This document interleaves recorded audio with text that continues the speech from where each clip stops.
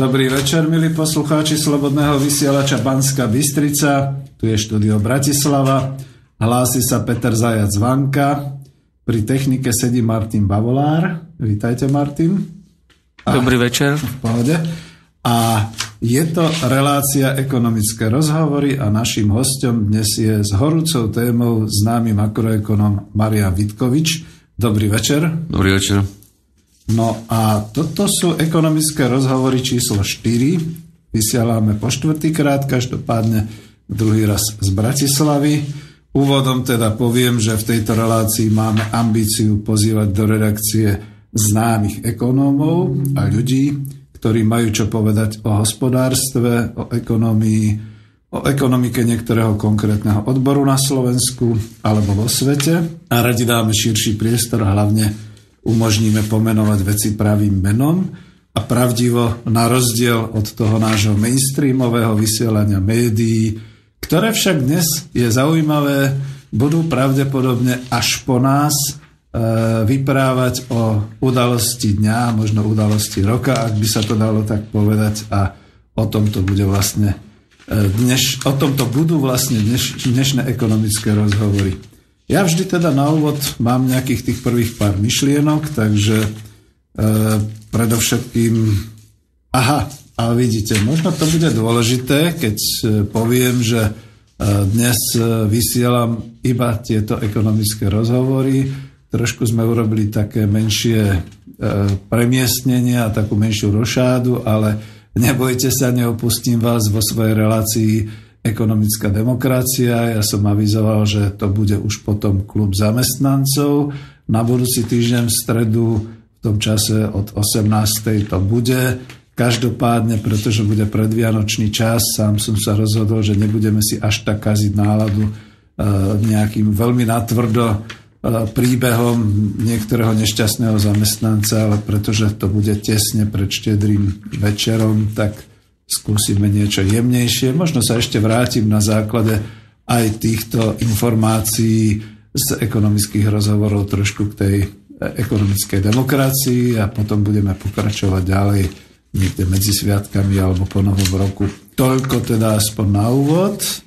A vždy hovorím, že prečo teda rozhovory a prečo teda ekonomické rozhovory, pretože skutočne vidíme v mnohých médiách, keď ľudia okolo seba ako experti nám vysvetľujú, vyprávajú, vidíme veľa všelijakých tých televíznych udalostí, ale málo kedy sa diskutuje k veci, k tomu, čo to znamená, čo to bude znamenať pre, povedzme, ekonomiku Slovenska, pre obyvateľov Slovenska, a ono mi to trošku tak pripomína, ako kedysi dávno, keď sa čosi vyprávalo a šírili sa takéto reči, že a ten náš tábor toho socializmu bude väčší a väčší a väčší a my budeme mať väčšiu slávu a potom boli ľudia prekvapení. Dnes je to podobné, ten náš tábor kapitalizmu je stále globálnejší a niektorí sa majú lepšie a lepšie, až sa bojím, že z tých nebies nakoniec všetci popadáme na tvrdú zem. No a rozhovory, budem rád, ak sa relácia nebude zvrhávať na nejakú polemickú debatu medzi nami, kde by sme sa navzájom presviečali o svojej pravde.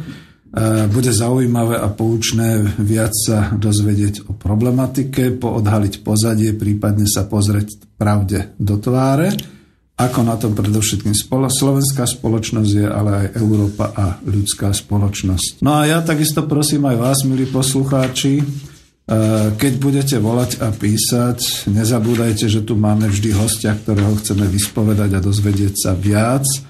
Je to vždy vzácne. Nemáme chuť sa hádať ani polemizovať. Na to budú určite iné debaty a do toho 5. marca bude tých polemík toľko, že už nám to polezie aj ušami.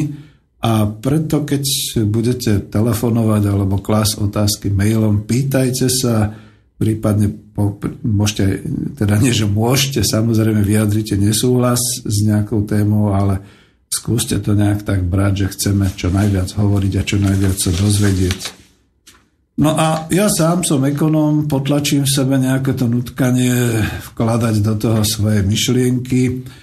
Viete, zistili ste možno práve to, čo som urobil už na ekonomickej demokracie, že ja si vyspovedám Mariana Vítkoviča, potom niečo z toho dám do ekonomickej demokracie, tak to vlastne vznikla aj tá myšlienka na plán B pre Slovensko. Teraz vlastne po druhom alebo po 4. vydaní ekonomických rozhovorov si môžem znova zhrnúť niečo a povedať to vo svojej relácii, takže človek môže byť trošku disciplinovaný. Dnes je teda našim hostom Marian Vítkovič a ja sa opýtam Martina, pretože ja tu mám číslo mobilové, že funguje to teda? Áno, Martin? Áno, je telefónne číslo do nášho bratislavského štúdia. Poviem ho? Áno, radšej. 0944 462 052. Ešte raz ho zopakujem. 0944 462 052. Výborne. A poprosím vás, keby ste nám nehali takú polhodinku ešte na ten rozbeh, pretože skutočne dnes sa tie udalosti vo svetovej ekonomii rozbehli a my budeme chcieť na to najprv trošku vyspovedať hostia a reagovať a potom samozrejme, aj keď budú otázky, tak hlavne k tomuto. Nie nejaké otázky, že v ktorej sme strane a tak ďalej, lebo nie sme v žiadnej a podobné záležitosti. No a ešte môžete mailovať samozrejme na tú známu mailovú adresu studio@slobodnyvysielac.sk. Toľko asi v tejto chvíli k takému úvodu. Ja ešte vidím, že Marian sa pripravuje. Ja sa nepripravujem. Už by chcel slovo, ale ja ho ešte nepustím na začiatok, lebo mám tu taký úvod, ktorý som si našiel z TASR a Associated Press a je to preložené, čiže môžem len prečítať tú úvodnú vetu, viac sa do toho starať nebudem. Dnes nadišiel mnohými analytikmi očakávaný dôležitý deň, píše Associated Press. Americký federálny rezervný systém, čiže FED, obdoba centrálnej banky v iných krajinách, v dňoch 15. a 16. decembra opätovne zasadá k dvojdňovému pravidelnému stretnutiu konanému za účelom prehodnotenia menovej politiky. A to znamená, že niekde hore na nebesiach sa niečo deje a my dolu budeme zvedaví, čo sa to vlastne deje. Marian, ja sa ospravedlňujem, že som takto začal a zobral slovo, pretože Marian možno chcel niečím iným začať, ale nech sa páči, máte slovo. Neviem, prečo sa ospravedlňuješ. Dobrý večer ešte všetkým. V podstate celý rok počúvame, že Fed zvýši konečné úrokové sadzby z tej tzv. Takmer technickej 0,005% pre požičiavanie, teda krízové požičiavanie komerčným bankám a iným subjektom finančného trhu. Dnes to urobil 20.00, myslím, že to bolo 20.003 sa objavila správa na všetkých monitoroch, že Fed rozhodol dvihnúť úrokovú sadzbu, kľúčovú základnú svoju tzv. Policy rate o 0,25%, jednomyselným rozhodnutím všetkých tých zasadajúcich členov toho výboru, ktorý roluje tamto členstvo, tam sa tí ľudia striedajú. Guvernéri, buď teda regionálni, alebo priamo z centrály Fedu New Yorku, potom ako sú nominovaní. Úprimne povedané, ja som očakával, že to risknú, že nezvýšia nič. Bral by som to ako adekvátne momentálne situácie, ako je v globálnej konjunktúre a hlavne teda tým menovým súvislostiam medzi krajinami, ktorých kurzy klesajú neustále kvôli rapidným poklesom cien surovín a všetkých medzivstupov vlastne aj kvôli tomu globálnemu obchodu, ktorý stále znižuje marže tou konkurenciou. Neurobili to, dvihli to. Tým, že to urobili jednomyselne, tým chceli dať signál, že sú presvedčení o tom, že to je pre americkú ekonomiku a pre svet zvládnutelné.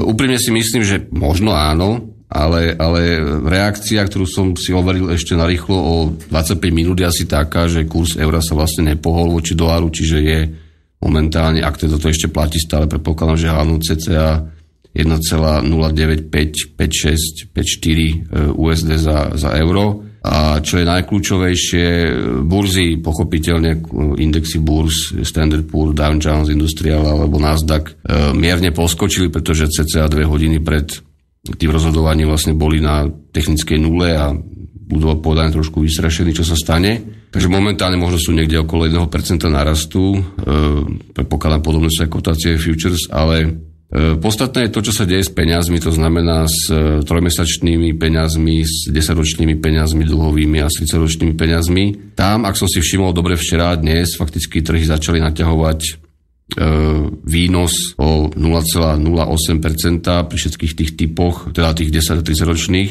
Tesne pre zasadaní Fedu pre rozhodnutím o 8 hodine večer nášho času to stiahli na 0,03%, čiže takmer na nič. A momentálne, ak som bol správne informovaný, tak vlastne lížu to isté, čo robili predtým, než Fed vôbec rozhodol, čiže sú niekde na rozdieli 0,02% voči kotáciám 10 a 30 ročných peniazí do včerajška. Čiže ľudovo povedané a zhrnuté, nič sa nestalo. No, nič sa nestalo. Ja som dnes písal aj facebookový status, kde som sa snažil prelinkovať isté informácie, ktoré sú verejne dostupné, napríklad z banky pre medzinárodné zúčtovanie v Bazílei o rozsahu dlhu tzv.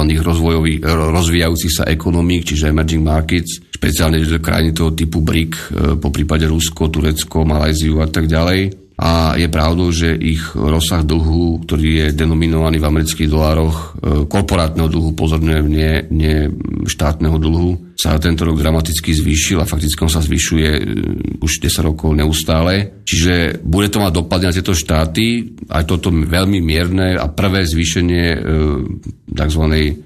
Základnej úrokovej sadzby Fedu po 9 rokoch od krízy, respektíve od roku 2007. A to bude podľa mňa ten najhlavnejší dopad, že jednoducho tá svetová konjunktúra bude ešte priškrtená z tých dvoch strán, to znamená ďalším poklesom cien surovín a medzistupov, aj keď už nie takým dramatickým ako doteraz, ktoré patria do toho hospodárskeho alebo exportného koša týchto krajín, okrem iných. A takisto na druhej strane vyššími nákladmi na obsluhu tohto dlhu týchto štátov, a špeciálne korporátneho sektora, čiže podnikového dlhu.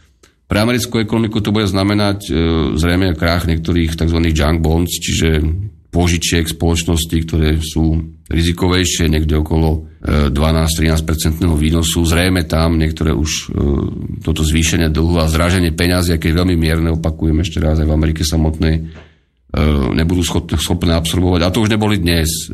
Ak si niekto všimol, tak minulý týždeň americké vzájomné fondy, alebo podielové fondy prestali vyplácať podielníkov napriek tomu, že to mali povinné, keď chceli vycúvať z týchto aktív. CCA v rozsahu 600 miliárd dolárov je tam previs nevyplatených odvolaných teda pozícií v podielových fondoch, čo je, vyzerá na prvý pohľad škandalózne, ale on sa to deje niekedy, keď tým fondom jednoducho chýba likvidita práve kvôli zmenám tých kotácií trhu. No a teraz, keď niektoré tieto junk bonds, alebo teda menej hodnotné dlhopisy, síce s vyšším úrokom lákavým, ale rizikovejšie, budú mať problémy vôbec so splatnosťou, tak zrejme dojde ku krachu pár vzájomných a podielových fondov v Spojených štátoch a s ďalším a ďalším dopadom potom na úspory Američanov, dôchodky, investície, penzína a tak ďalej.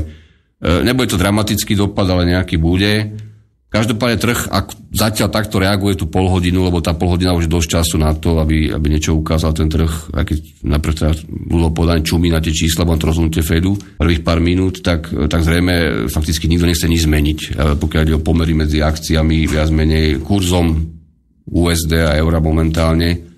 Čiže je to situácia pátu a ako keby to rozhodnutie Fedu vlastne o zvýšení úrokovej základnej sadzby o 0,25% už bolo absorbované v tých pozíciách tých hlavných globálnych hráčov na tých jednotlivých trhoch.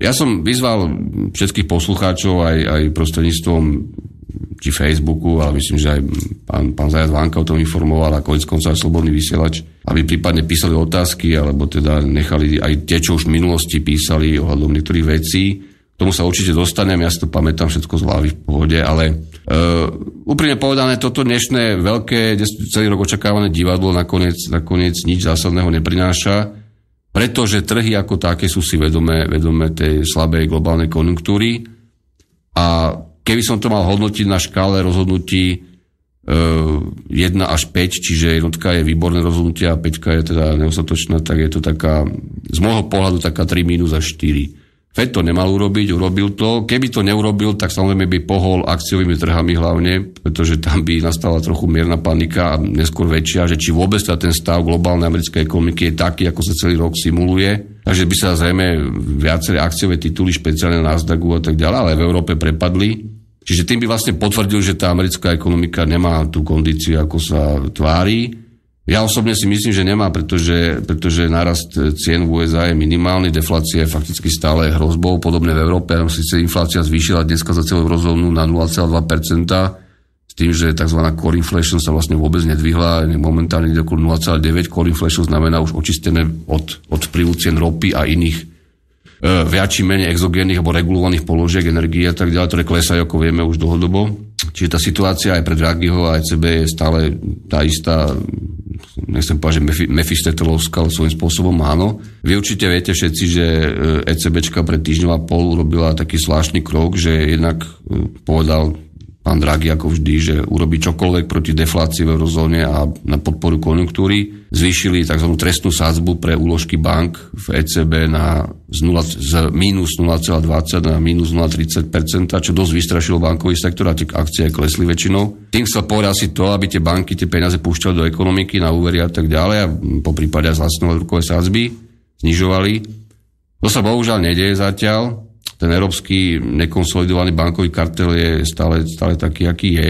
Ale čo je podstatnejšie, že on prislúbil aj zvyšovanie toho programu odkupov dlhopisov o nejakých ďalších 382 miliard, čo trh ohodnotil veľmi slabo a fakticky akciový trh sa dosť prepadol potom 2-3 dní po sebe. Čiže jednoducho vysvetlené, to, ako sú nastavené tie parametre, vyžaduje veľkú likviditu. Datočnú tu dodávajú centrálne banky. Fed dneska trošku tie kohútiky minimálne tým zvýšením sadzieb priškrtil, minimálne opakujem, a ECBčka sa to snažila pred týždňom a pol zvýšiť a naznačiť, že je ochotná zvýšiť aj viac. Nestačilo to, ak kurz zostane na 1,095 alebo niečo pod 1,10 dolárov za euro, tak v podstate to by nemalo poškodzovať európsky export viac, než doteraz sa mu darilo alebo nedarilo.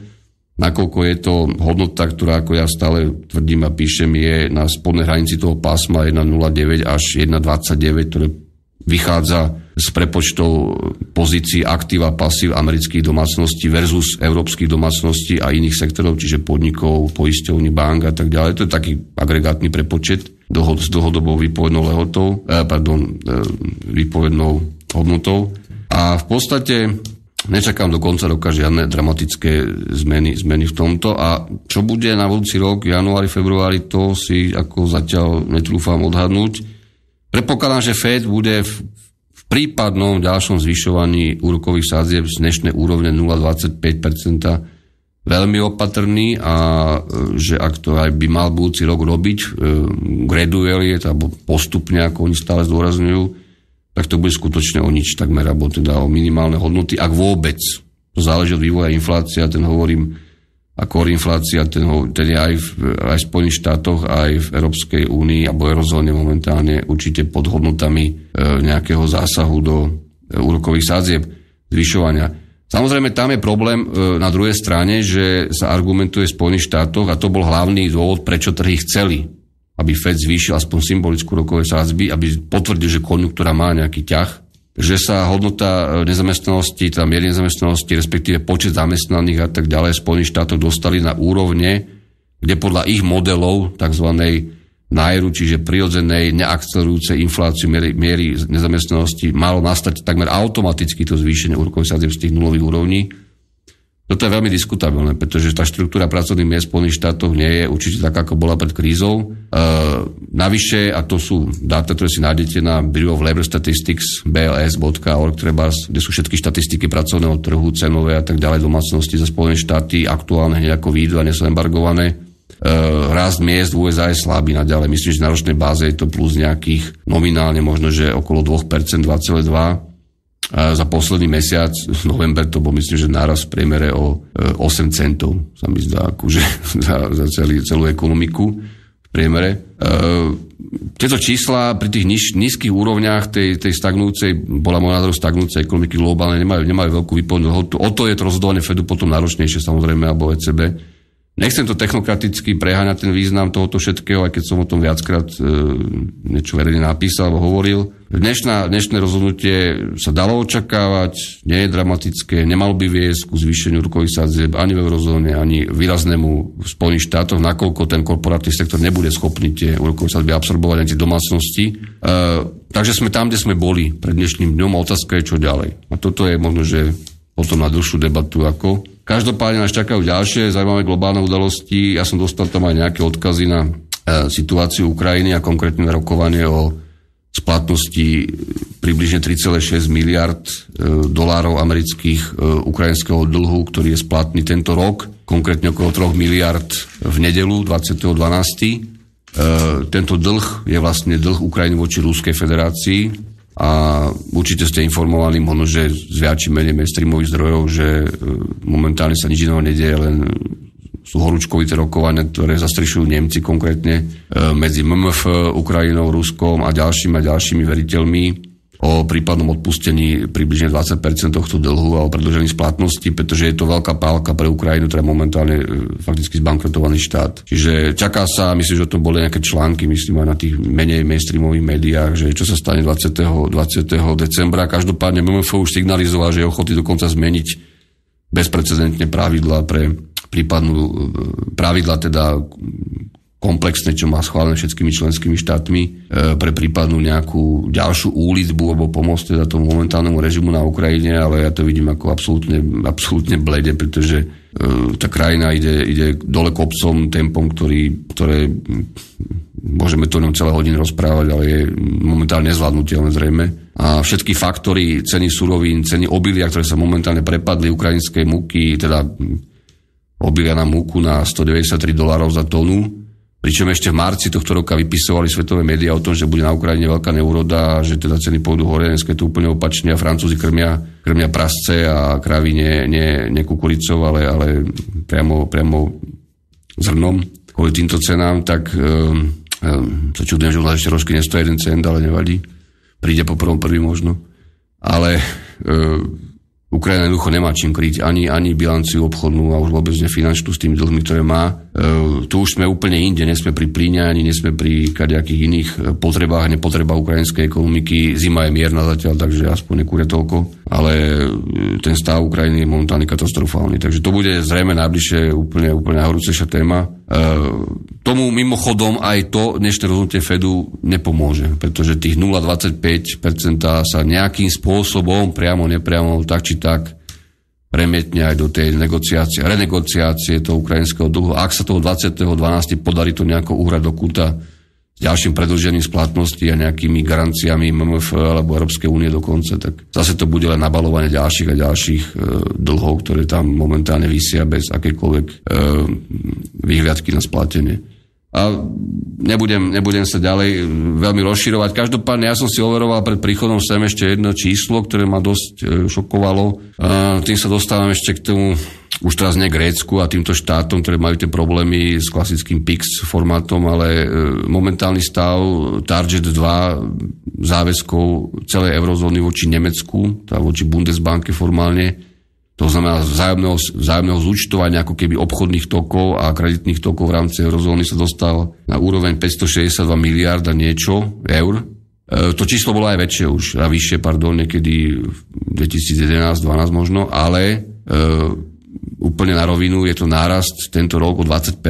Čiže aj tá eurozóna stále viac a viac vyšpicováva ten vzťah toho, že sme stále viac a viac tým systémom a mechanizmom, ktorý mnohí nevedia pochopiť, teraz nemyslím my teraz, čo tu sedíme, alebo poslucháči, ale nevedia to pochopiť mnohí politici a všetci tí, čo podpisujú všetky tie vstupy do všetkého, bez toho by tomu rozumeli, lebo to je vždy taká dobrá vec, zase niekam ideme. Tak vysíme jednoducho povedané, Slovensko určite nie je medzi tými hlavnými ako keby debtormi, ale vysíme v tomto vzájomnom obchodnom zúčtovaní v rámci eurozóne hlavne tie iné štáty, tie problémové, cez 560 miliard už Nemecku momentálne zase, čiže plus 20% od januára tohto roka. No ja neviem, ak tento vývoj pôjde ďalej, tak nielen Grécko, ale aj ďalšie štáty riešime opäť na jar, takže aj bez toho, že by sa im zvyšovali už tie dosť vysoké štátne dlhy, formálne štátne dlhy, ktoré boli príčinou tej krízy dlhovej a potom následne toho eurovalu a tak ďalej.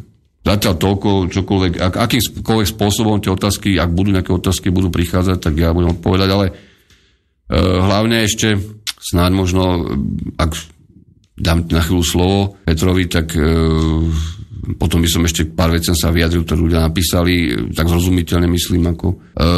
Chcel by som upozorniť, náš kolega tuto Petr Zajac Vánka vydal knihu, volá sa Kop Industria, to, čo myslím, že aj v týchto reláciách, ktoré tu máva, propaguje bežne o družstevníctve, výrobnom, spotrebnom, úverovom možno, a o jeho znovu zrodení na základe už existujúcej legislatívy možno, ale teda s väčším vkladom politikov. Ja nie som odborný na družstevníctvo, aj keď možno trošku tomu rozumiem a veľmi to oceňujem, že to urobil, lebo vydať knihu je vždy počin. To sa týka aj mňa. Ďakujem. Principiálne vám môžem prezradiť, že vydal 200 kusov. Ja keď som videl, že vydal 200 kusov náklad, tak som sa smial, že teda ako 200 kusov to by asi, neviem, to je možno, že pre pár ľudí na nejakom seminári, lenže čo spravila naša mainstreamová politická kamarila z nemenovanej veľkej strany najväčšej, spravila si samozrejme za štátne prachy seminár o družstevníctve pred možno, že 3 týždňami v priestoroch Národnej rady a tam tohto človeka, ktorý tu s tým chodí asi 5 rokov posledných, čo si všímam, tak len bokom a propaguje to ako jediný a propagoval to vždy, tak aj nepozvala ako rečník, tak sa musel nanominovať sám a keď pánom poslancom a aby som naozaj neurážal slovo súdruh v tom pravom význame, to na tom nie je nič zlého.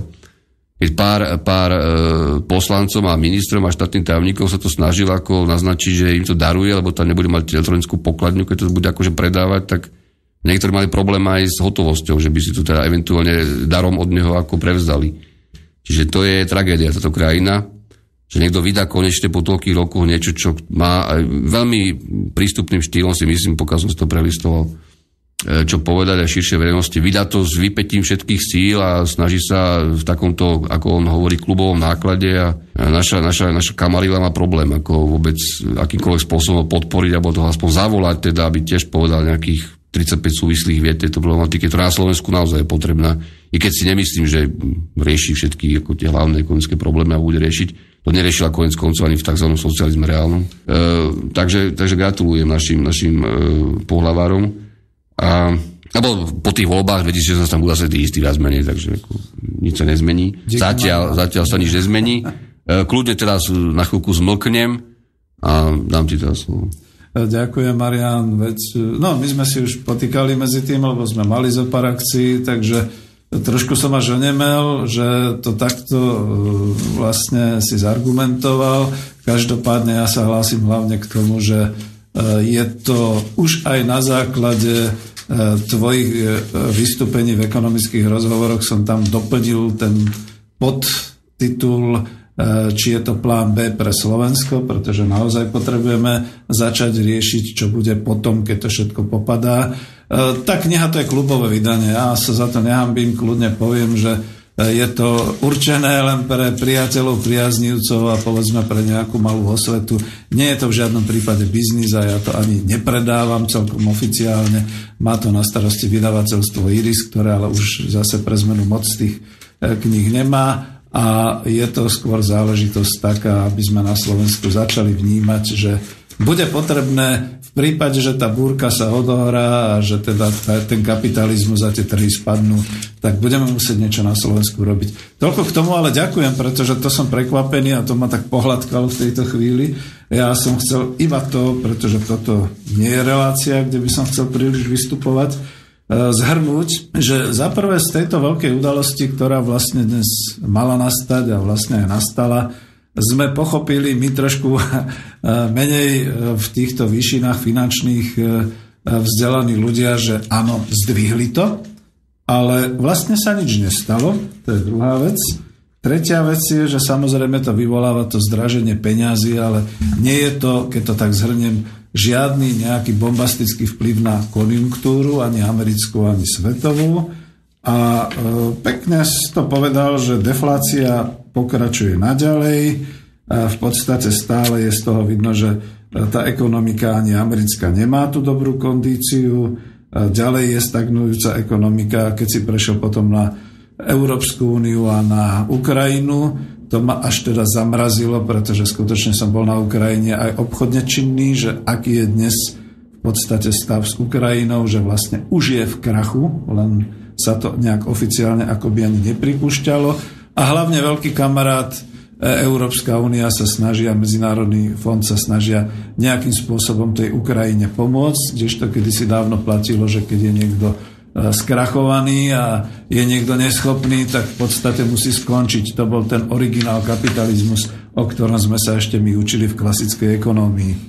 No a k tej ekonomii Európskej únie, tak ako skoro by som až povedal, že keď je to definované, že visíme si v rámci eurozóny tých 560 miliárd, vážení priatelia, pozrite hore na nebesa, to bude taká búrka, že si to neviem predstaviť. Toľko z mojej strany, ale Marian bude asi hovoriť. Ja budem skôr za optimistu, teda, lebo ty si mi povedal, že keď sme ešte spolu prednášať, tak ako charitatívne, takže ja pôjdem najprv si hovoril, aby som ich naladil na optimizmu a ty potom vystrašíš. Aj nechcem strašiť nikoho. Teraz je to opačné. Naozaj nie je môj cieľ strašiť kohokoľvek.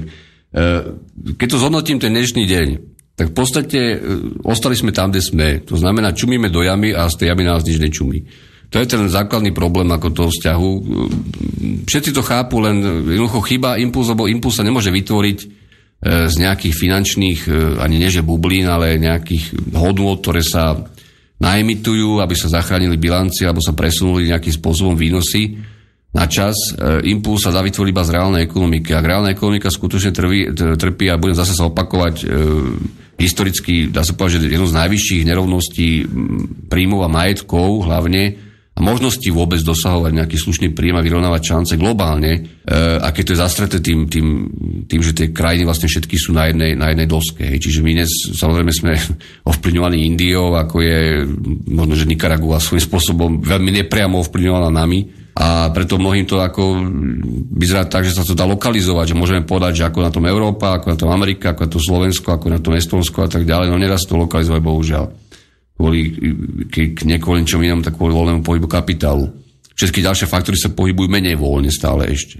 Práca a tak ďalej. Čiže nič sa nevyriešilo. Ja som nevedal, že som sklamaný z tohto, čo pani Jelenová a teda Fed jednomyselne prijali. Oni to museli svojím spôsobom spraviť, aby to nevyzeralo ešte strašidelnejšie, ako to vyzerá. Ale k tej Ukrajine ja som milo dozvedel, že na Ukrajine je stále teda najväčší bod reformy, ktoré tam priniesli zrejme tí poradcovia na čele s Saakašvilim a tak ďalej, alebo teda už teraz gubernátor Odesy, alebo čo to je, Odeskej oblasti.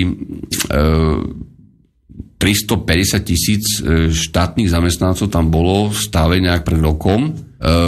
Pre vysvetlenie štátnych zamestnancov sa myslí len vyloženie ako ministerských a správnych zamestnancov, čiže nie učitelia, nie verejní zamestnanci, to, čo sa u nás teda tiež... Administratíva štátna. Vyloženie len štátny zamestnanec alebo prípadne Národnej banky.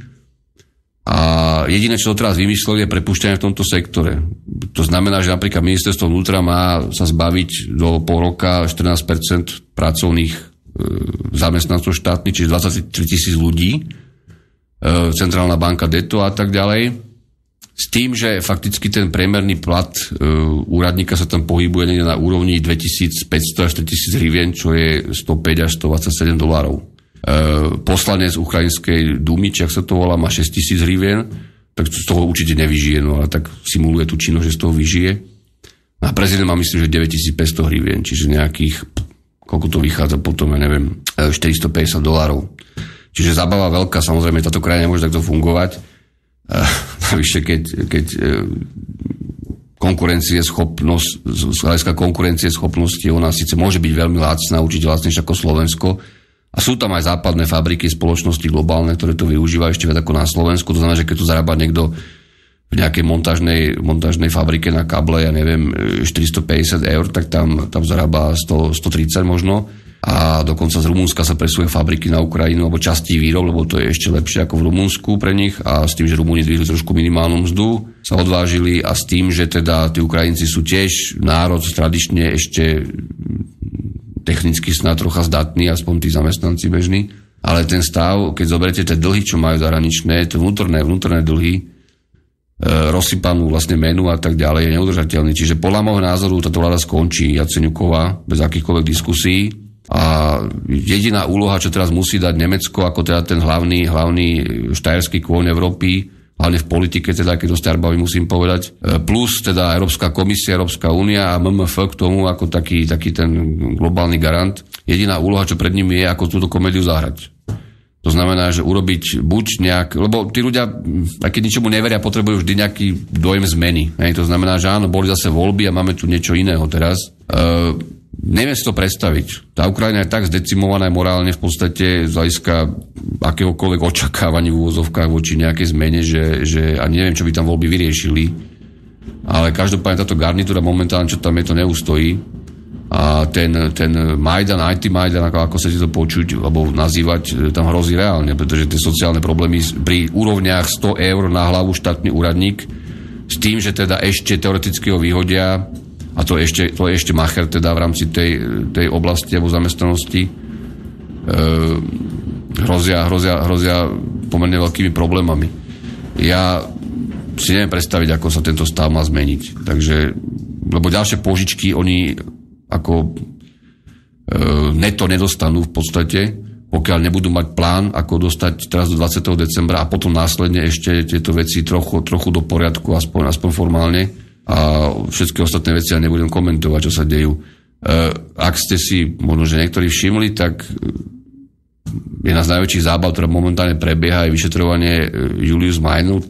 je ten človek, už ja neviem, v tej dynastii a jeho banky, ktorá svojho času tu privatizovala Privatbanku a potom ju predala nemenovanej skupine Pentia, ale to je, myslím, že ako taká bočná story iba, ktorý bol hlavným aktérom pri prevode peňazí z Ukrajiny na konci Janukovičovho režimu a potom hlavne po nástupe týchto šikovníkov. Celkovo z Ukrajiny odišlo z bankového sektora s krachovanými bankami cca 800 miliónov dolárov vkladov a dodnes nevedia ani vo Viedni vyšetriť, že tie peniaze prišli do tej Meinl Bank a tak ďalej. Čiže tu sa dejú neskutočne podivné veci a bohužiaľ to vyzerá tak, že veľká časť tých peniazí sa presunula do európskych bank z Ukrajiny aj z iných štátov, teda bývalého ZSSR, tých problematických hlavne do západných bank, a vyzerá to tak, že tie vlády v Európskej únii budú musieť a musia stále pod tým tlakom aj toho presunu peňazí z minulosti a tak ďalej robiť akési dojmy optimizmu, že tú ukrajinskú krízu vyriešia. Ale momentálne, ja nechcem nikoho uraziť a už vôbec ne Ukrajincov, tá krajina je jednoducho ako keby neexistovala z hľadiska hospodárstva, z hľadiska nejakej štátnej formy a správy a toho, že tí ľudia majú niečomu veriť. Že teda dobre, tak je zlé, ale už to nebude horšie snáď veľmi, ale trochu možno, že lepšie. No uviazli, tomu sa hovorilo kedysi dávno, to sme všetci ako aj automobilisti vedeli, že proste keď auto už nejde ani dopredu, ani dozadu, tak uviazlo a treba hľadať pomoc nejakú inú. Marián, veľmi pekne ďakujem.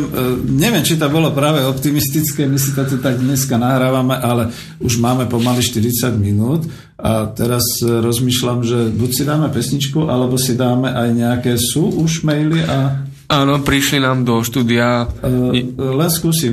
Ideme? Ľudne, ja nemám problém. Tak ideme, lebo možno ako... Tak dáme maily nejaké? No, jasne. Dobre, tak Marcel poslal sem do Bratislavského štúdia aktuálnu správu v čase 20 hodín 47 minút. Aktuálny kurz euro-dolár prerazilo 1,10. A to je dobré. Tak to je inak takto. Teraz ako predpokladám, že to je pán Kiš. Možno, že je to pán Kiš, neviem. Vidím iba Marcel. Jasné, to je človek, ktorý už párkrát mi na Facebooku linkoval veľmi užitočné veci, musím povedať. To síce poznám, ale boli tam aj výborné také fejtonové články, ktoré sa mi páčili. Dokonca som si jeden vytlačil, čo teda je nezvyklé u mňa. Je to kvalifikovaný človek a to, že informuje, je fajn, lebo rozumiete, všetci ako reakcia sa čakala práve opačná. Ako to znamená, že euro síce by jasne nepadlo niekde pod 1,08 alebo koľko, nemá vôbec dôvod na to pri takomto jemnom zvýšení úrokových sádzieb, ale predsa len teda Fedom. A situácia môže byť do rána úplne iná zase, pokiaľ ide o azijské trhy a o pozície vôbec, aké majú navzájom pootvárané všetky tieto subjekty, to sú zbytočné debaty, to my neovládame teraz momentálne, ani to neriadíme. Dá sa to nejakým spôsobom samozrejme odhadovať, ale to je zbytočné. Ale každopádne ja budem najväčšia sranda, ktorá môže nastať, a teda dúfam, že nie, že euro bude pokračovať v tom raste. Ja som to aj písal, myslím, že niečo medzi tých 1,09 1,19, tak potom sa dožijeme ešte do Vianoc toho, že Draghi vystúpi, využije nejaké ešte plánované formálne zasadanie nejakého orgánu ECB, neviem síce konkrétne aké ešte plánované momentálne, a ešte niečo buchne. To znamená, že povie, že nie, že teda 362 miliard nakúpi ešte, keď bude treba, tých dlhopisov a tým buď robiť to kvantitatívne uvoľňovanie, ale nakúpiť, dajme tomu, 582 miliard. A tým, ako sa bude snažiť to euro zraziť. To je jednoznačné, pretože euro dlhodobo v dnešnej situácii, v akej sú marže napríklad nemeckých producentov exportu smerom do Číny, s tým, že juan samozrejme je umelo tlačený dole aj Čínou a tak ďalej, toto by bolo zlé. Navyše tu máme tie problémy, ktoré ste videli pri kauze Volkswagen. Tie problémy zaiste ako primárne to vnímané ako problém nejakého podvodu s emisnými normami a tak ďalej, ale ja tvrdím vôbec nie, to je tiež problém tohto konkurenčného špinavého boja, ale principiálne je to znakom mrznúcej konjunktúry v atomovom priemysle všeobecne a nadkapacít.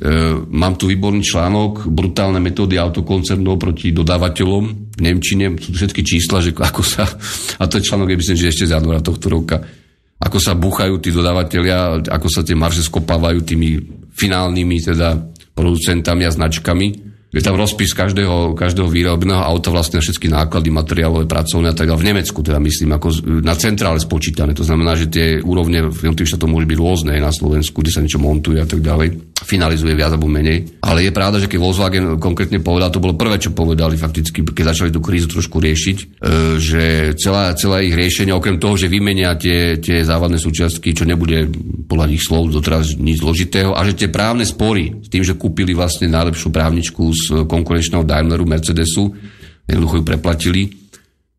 Tie právne spory budú nejakým spôsobom uhrajú aj v Spojených štátoch, dajú nejakú remízu alebo niečo zaplatia samozrejme. Tak najväčších plán je vlastne ušetriť 7 až 8 miliard, pôvodne to bolo len 6 na autododávateľoch, ich teda dodávateľoch, plus ušetriť na nejakých investíciách, že znižiť ten tzv. Capex o 1 miliardu možno.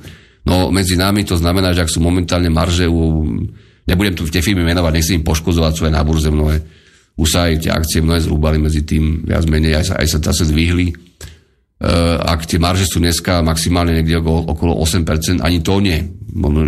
Stredná marža bude nejakých 5% a potom 4,5. No tak sa zrúbuje ešte viac. Čiže jedine tam ten Volkswagen z toho akože vykľúčkuje.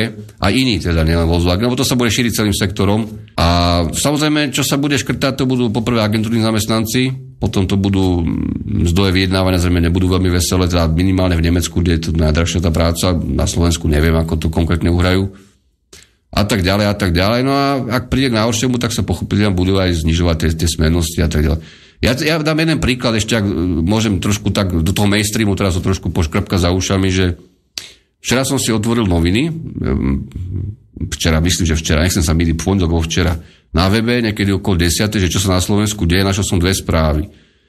Prvá bola na SME v ekonomike, že čínska burza zrástla o 2% najviac za posledné 3 týždne či 4, takže ako fajn. A druhá správa bola na MF Dnes, čiže na iDnes.cz, Babišové noviny v Čechách, Mladá fronta, že Škodovka cíti obrovský záujem o jak sa to volá, osuvka, teda čo momentálne ide ako vyrábať svoju verziu. A to boli headliny. To boli headliny na titulke, takže ja som povedal, že tak vidíme, kde je problém. Že ako burzy čakajú na FED s vypleštenými očami, ale Čína išla hore, tak musíme to od hašťaka trošku popropagovať. A keď to je úplne bezvýznamné, či Čína išla hore o 2%, alebo spadne o 3%, sa deje bežne. A druhá vec je, že teda v Škodovke v Boleslavi, nechcem nič proti ním, určite robia maximum, sa snažíme ukázať, že máme veľké objednávky. No, vážený nie. Ako ani v jednom, ani v druhom prípade, ale veľmi rád budem, keď to tak bude. Každopádne to čítanie mainstreamu má jednu výhodu na tom webe, alebo po prípade v tej tlačenej verzii, ale na tom webe je to pochopiteľne operatívnejšie, že oni z tých 500, 600, 700 správ, ktoré nájdete bežne vo svete, či už viac, či menej relevantných, finančných, firemných, akých len chcete, na 10 zdrojoch, 15, a nielen amerických, talianských, francúzskych, aké chcete, rakúskych, nemeckých, tak oni vždy vyberú to, čo sa im hodí do kšeftu. To znamená, akože to sa práve dá a ďalších 89 správ sa vôbec neobjaví, ako či sú negatívne, či sú pozitívne, či sú konkurenčné, či to nevyhovuje nejakom biznisu, nejaké finančné skupiny na Slovensku, v Čechách a tak ďalej.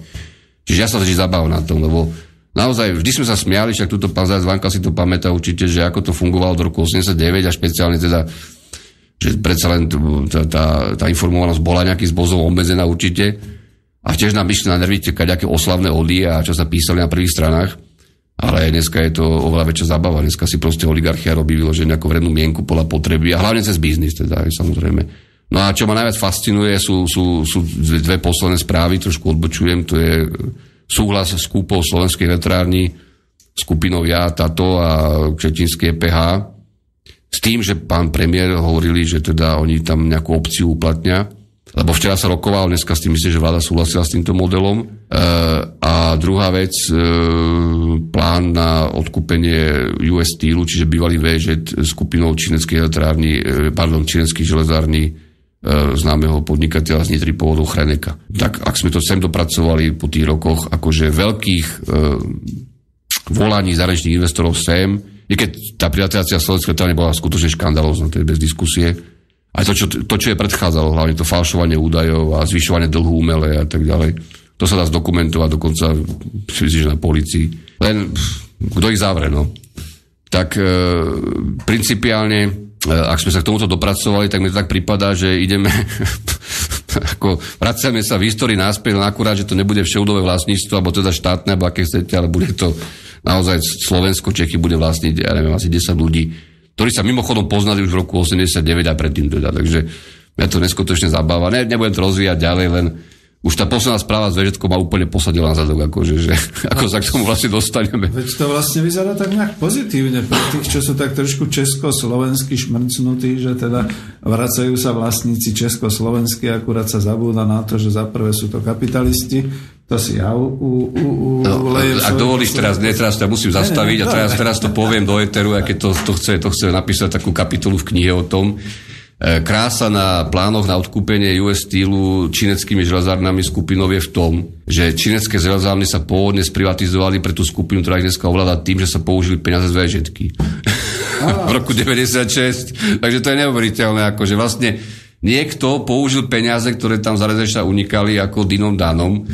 Však to vieme, bola konjunktúra, boli vysoké ceny ocele a kadečo sa financovalo na to, aby cez kupónkové fondy a teda skúpil akcie číneckých železární a o súvisiacich teda tých nejakých aktív. A potom vlastne sa k tomu dostala tá skupina, ktorá to dnes riadi, ovláda ako väčšinovo. To je jedno, ako sa volá šéf tej skupiny, môže sa volať Jozef Mák, to je úplne jedno. A dneska tá istá skupina vlastne má v pláne prípadne kúpiť VŽ-ku. Takže chápeme, že medzi rokom 96 cca a 2016, to zrejme bude aktuálne ešte viac než 2015, po 20 rokoch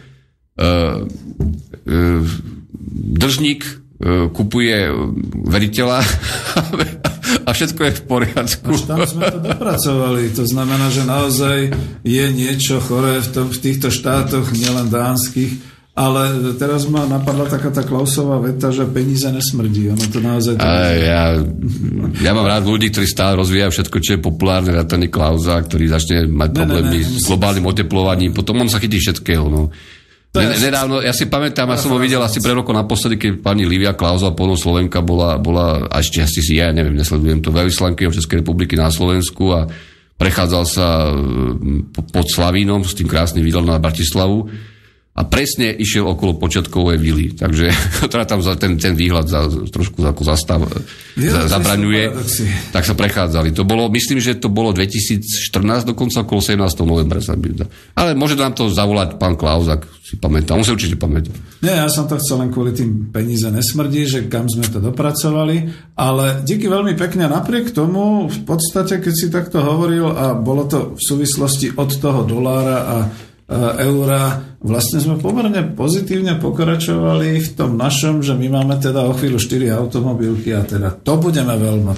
To nám budú závidieť. Ja nebudem komentovať ten príchod Jaguara, pretože príchod Jaguara je do istej miery logická vec, tam sú v tom aj určité finančné väzby bankové, aj tie skupiny indické, ktoré tam je Tata Group, aj dokonca aj slovenských politikov, alebo teda ministrov k tomu, ale to nie je podstatné.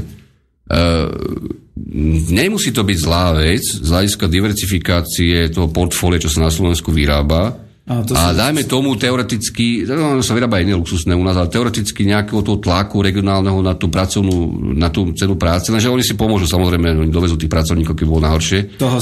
Ale čo je problém je ten, že keď som čítal, že tento príchod má vytvoriť na Slovensku ako v tých nadvedúcich výrobách 14 000 pracovných miest, tak to je absolútny blúd.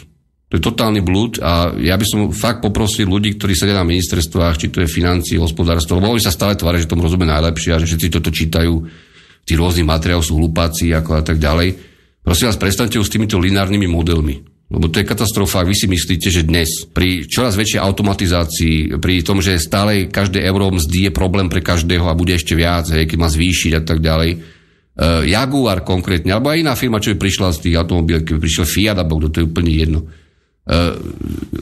V náväzujúcich výrobách, v tom široko rozvetvenom automotív na Slovensku už naozaj veľa podnikov s tým súvisí, vytvorí ďalších čistých 14 000 pracovných miest, sa zblázni. Akože. Ak vytvorí tých slubovaných 2800, to bude super. Hej? S tým, že pochopiteľne maximálne vyhovuje to, pretože používajú veľkú časť karoserných plechov hliníkových, že fakticky veľmi blízko je už stále tiež Eboracký a Pentažiar nad Hronom, teda Slovalko. Čiže to bol tiež faktor, ktorý rozhodoval na výbor lokality. No dobre, dalo sa aj niečo iného možno, ale ja nebudem prečo tak nech to vnitre ako. Čiže hodnotím to neutrálne, 130 miliónov zatiaľ, čo sme im slúbili, ich veľmi potešilo, pretože 3 dní potom, čo to pán predseda oznámili svetu, vyšla správa v indických médiách, aj teda v anglických, že akcie Tata Group sa zdrbkali o 4 až 5% na burze, pretože indická vláda, kde oni teda sídlia, lebo Tata Group vlastne je dneska väčšinový vlastník Jaguar, Land Rover, tak indická vláda úplne vážne zvažuje zavedenie toho modelu. Podľa evidenčných čísel sa bude jazdiť v Indii. Aj v Díli, špeciálne v New Deal, lebo ten smog je tam ako neskutočný už. Čiže všetky indické automobilky a celý automotív, ktorý na burze sa hneď spraskalo nejaký. A to je prirodzená reakcia možno. Čiže už indická vláda o tomto uvažuje, o takomto akože antiemisnom alebo antismogovom nejakom opatrení. No a tak im asi tých 130 miliónov zatiaľ, lebo to bude určite viac, prišlo celkom hod. Ale určite zase, aj keď sú tu tie reči, že 4. automobilka a podobné veci, ale veď za tie peniaze by sa pomaly dalo obnoviť celé národné hospodárstvo, ale to si nechám do svojej ekonomickej demokracie, do tej relácie. Ja sa len opýtam, ideme skoro hodinu nepretržite, ale zase na druhej strane máme maily, čiže ešte mail, alebo dáme... Mail to je úplne... Tak dáme ešte mail a potom už... Ďalší mail. Pozdravujem vás do štúdia všetkých a prajem pekný večer. Pán Vítkovič, čo by ste odporúčili obyčajnému občanovi, neodborníkovi, sledovať? Teda, ktoré čísla a parametre najviac charakterizujú ekonomiky Slovenska? Je naša ekonomika celkom v prúde s celosvetovým dianím a sama sa nemôže nič ovplyvňovať? Ďakujem, Jan z Zvolena. 3 veci. Naša ekonomika, áno, je bohužiaľ takto, aby sme neospravedlňovali politikov, ktorí robia veci zle alebo nerobia ich poriadne. Vždy sa dá niečo ovplyvňovať, ale nie tým, že budem tlačiť priamo na ten trh práce, iba opatreniami pseudo z eurofónu na trh práce, to sa takto politika nerobí. To, čo momentálne na Slovensku prebehlo za posledné 4 roky, bola šťastná kombinácia, teda trochu šťastná kombinácia 3 faktorov. Poprvé, že tá konjunktúra ako tak išla práve tým, ako keby nafúkaním peňazí, úverov a tak ďalej. Po druhé, že boli tu isté rezervy, ešte stále tie slovenské firmy mali tie marže vyššie, tak mohli ísť trochu menej s nimi, ale nielen slovenské, myslím aj čisto slovenské, nielen teda tie zahraničné, čo tu pôsobia. A po tretie, že ešte nejaké tie ročníky, tie pracovnej síly kvalifikovanej, zručnej, remeselnej a reálne ako vzdelanej tu boli. Toto končí jednoznačne, to už vidíme všetci znať. Tie pokusy dobiehať teraz nejaké školstvo odborné a tak ďalej, fajn, ale to je veľmi neskoro, tam už tá medzera je tak či tak, aj navyše demografická. A v systéme sa nič nezmenilo, ako tú ekonomiku stále ovláda tých 5-6 finančných skupín, v podstate s tými, tie 2-3 sú mediálne známe, alebo 4 a potom tie ďalšie samozrejme fungujú tiež. Dokonca sú federálne prepojené v podstate. Takže všetky veci, ktoré vidíte, dotácie, subvencie, soláry, obnoviteľné zdroje, všetko, čo sa počasie ukáže ako totálna kravina a sa to potom ako aj v EU rieši, že a tak to asi nie je úplne, tak vlastne oni sa na to vždy napasú a to sú tie renty. Od skupovania pôdy, developerských projektov predražených a tak ďalej. A potom oni to zase otáčajú stále do nekonečna tie peniaze. Čiže bežný človek s týmto ako ťažko môže niečo urobiť, pokiaľ neexistuje nejaká reálna politická alternatíva, tá ani nemá ako v týchto podmienkach vzniknúť. A druhá vec je, že či sa dá niečo robiť inak, určite sa dá niečo robiť inak, ale my sme došli pred 2-3 rokmi, to myslím, že Hanousek, Kočenda a Sergej dokonca publikovali fakticky tá miera špecializácie, že ako tie ekonomiky v tomto regióne, Maďarsko, Poľsko, Slovensko a tak ďalej, sú špecializované už na napnutie úplne tej struny, dosiahla takmer viac než 90%. Čiže my sme úplne ako sa prispôsobili konkrétnou výrobou, konkrétnymi súdodávkami, konkrétnou montážou, či prátovým priemysel, či čokoľvek iného. To, čo ide mimo nás, z nejakého koncernu, ktorý je v Nemecku, v Francúzsku a tak ďalej. Sme len súčasťou tých globálnych akože hodnotových alebo teda alokačných reťazcov. Čiže toto sa zmeniť nedá úplne, ale potom treba, keď máte takýto extrém na jednej strane a tie rezervy už nie sú. Hej, ako hovorím, ten Jaguar nevytvorí 14 pracovných miest, to je úplne nesmysel. Ako on vytvorí to, čo možno, že má v tej zmluve, aby dostal tie peniaze, a to je tak všetko. A potom bude tú konjunktúru nejako zvládať, alebo viac alebo menej, keď ten závod postaví, potom ako tá ekonomika bude ťa, alebo nebude globálne. Ale keď máte všetko nahnané na jeden koniec stola, no tak musíte robiť niečo opačného predsa. Čak preto aj nemusí to byť ani úplne efektívne z hľadiska tej nejakej dlhodobej, nejakej globálnej konkurencie. A tam práve si myslím, že tá vláda ako v podstate nielen táto, všetky ako vždy sa tomu stávali, že no tak najprv urobíme verejné obstarávanie, to bude dvakrát predrážené, vyplatíme si tie provízie a potom uvidíme teda ešte tam nejako to potom na tých, čo sa nemôžu sťažovať, lebo právny systém nefunguje, tak to hodíme, vytunulujeme ich. Toto končí. Ja si myslím, že aj tento aktuálny premiér si je toho vedomý, prípadne mu úloha po voľbách byť zase premiérom. Tam je jednoznačne ten leitmotív dočerpať eurofondy 2020, preto urobí oligarchia všetko, aby to zahralo tú komédiu s tým voľbami, však už ho hrá fakticky. A v nejakej koaličnej vláde, a predpokladám, že so sieťou zrejme, kde sa povie, že tak my sa snažíme, ale tí to robia zle, akože tak, aby bolo rozložené, že keď príde nejaká tá globálne väčšia otrasia v obchode zahraničnom a tak ďalej, v tých globálnych tokoch a poprípade aj nejaká reálna kríza, čo zrejme aj príde, tak aby sa to hodilo na to, že je to koaličná vláda a že čo my zase môžeme, no hlboká finančná hospodárska kríza. Toto je problém. Ako, ja nevidím alternatívu. Ja som to aj minule spomínal, keď som bol naposledy s pánom Vankom v štúdiu v tých druhých rozhovoroch, že je nepochopiteľné, že v tejto krajine, kde je toľko ľudí formálne dobre vzdelaných a sú aj reálne vzdelaní, ktorí sa zase nikdy neukazujú, v podstate majú úplne iné záujmy a starosti, sa nevie dať dokopy, ja neviem, 100-200 ľudí, čo to chytí úplne z druhej strany, zapače si a vykašle sa na tú celú politickú kamaru, čo tu je 25 rokov a môže prechodne spolupracovať s tou nejakou podnikateľskou, ktorá má rozum, ale tak to je veľmi limitované medzi nami u nás, ale sú aj takí zrejme, určite sú.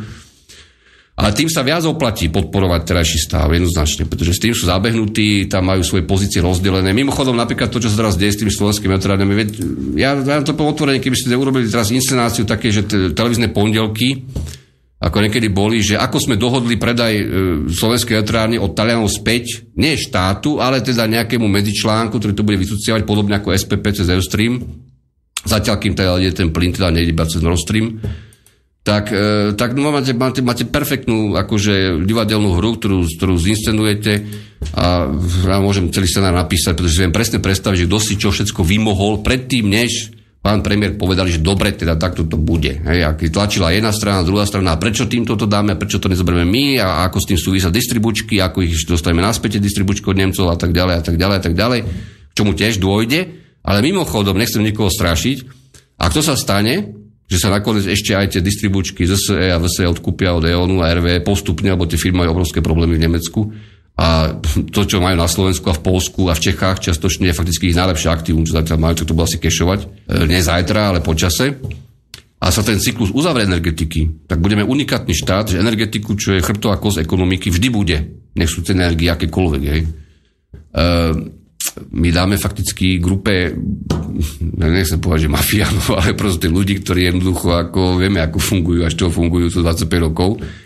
A keď sa tie ceny budú napríklad garantovať alebo znižovať pre veľkoodberateľov, no tak vážený celú tú polovičku, čo tam dneska tvorí tú konečnú cenu, okrem silovej elektriky, že sa stále sťažujeme, že tam sú rôzne poplatky, jadro, obnoviteľné zdroje, poplatky systému, vyrovnávania systému, bla bla bla bla bla bla, proste URSO, tak budete platiť vy, maloodberateľia, lebo niekto to musí zaplatiť. Čiže ak priemysel povie, že on musí ťahať a teda nemôže platiť takéto plné ceny ako veľkoodberateľ, tak to budeme platiť my. A či budú svetové ceny medzi tým na burze v Drážďanoch na minimách, alebo nebude, to bude úplne jedno, lebo vy to vlastne polovičku tej ceny v tom celkovom zúčtovaní budete musieť zatiahnuť to všetko, čo sa tam navyše tej čistej ceny elektriky ako účtuje. Takže ten vývoj nie je dobrý v tomto. Ja preto by som ako vyzval, viem, že to nepočúva, a keď to počúvajú, tak si vravia, čo ty s tým urobíš.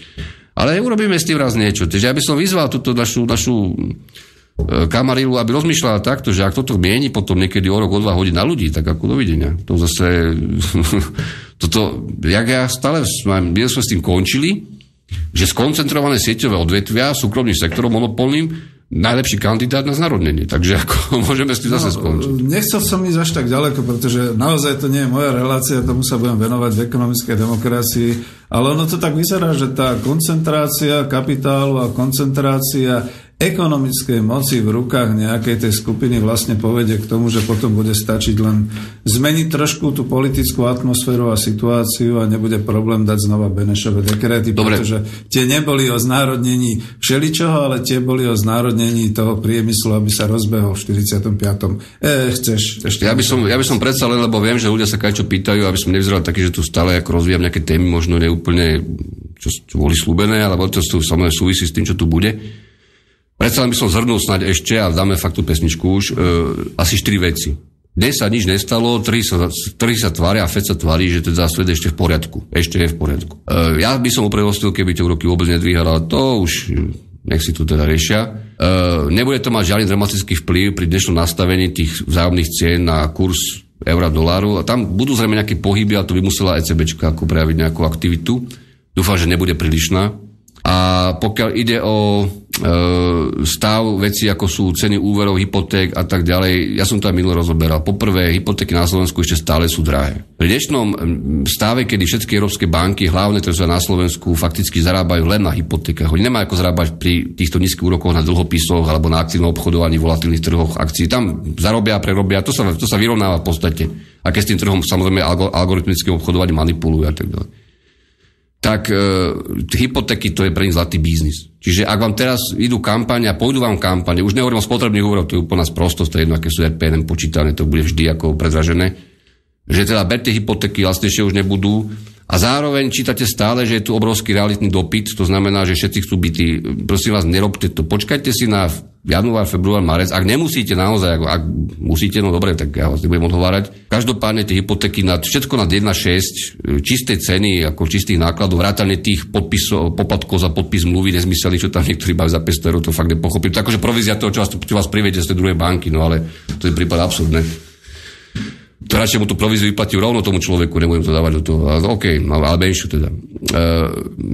Prosím vás, ľudovo, nežerte to. Nežerte to, že všetci sa v Bratislave bijú byty alebo v Košiciach. Nie, na Slovensku je totálne skreslený realitný trh. Totálne skreslený, kde môže byť nejaký dopyt, nevravím, že nie, ale tie ceny sú neskutočné na to, že aké sú reálne splatiteľnosti tých hypoték aj pri 1,6% úrokov, garantovaných na 5 rokov, na 3, na 4. Ja by som privítal, keby začala nejaká banka na Slovensku úplne agresívne proste tento trh lámať a vystúpila z toho jednoducho kartelu, on vždy bude fungovať, aj keď ho nedokáže nejaký smiešný protimonopolný úrad. A išla teda do toho agresívne a stlačila to dopredu. Urobí si dobre, získa trhový podiel a ja si myslím, že by to bola rozumná stratégia. Ale hovorím, to musí ísť dole. Navyše, niektoré komentáre voči tomu rozhodnutiu Fedu boli aj také, to je pravda, že banky by teoreticky mohli začať viac zarábať na hypotékach, pretože to máte ako s ropou. Keď je ropa veľmi nízko, tak sa všetci čudujú, prečo akcie rafineriek klesajú. Čiže vlastná ropa tak by mali ísť hore, nie? No ale práve to je problém marže. Že tie rafinerky sú vlastne technologické celky, ktoré tým spracovaním drahšej ropy paradoxne dokážu vytlačiť efektivitou vyššiu maržu reálnu vnútornú, čiže im viac vyhovuje drahšia ropa alebo iné vstupy, než lacná ropa. Vtedy ich akcie a vôbec teda nejaké perspektívy klesajú.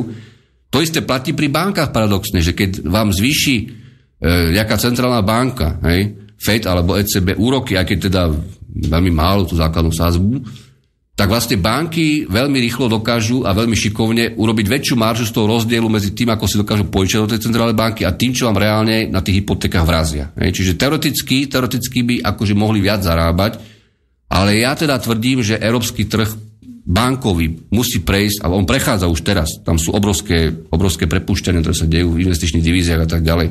Vlastne všade od Švajčiarska až po Britániu.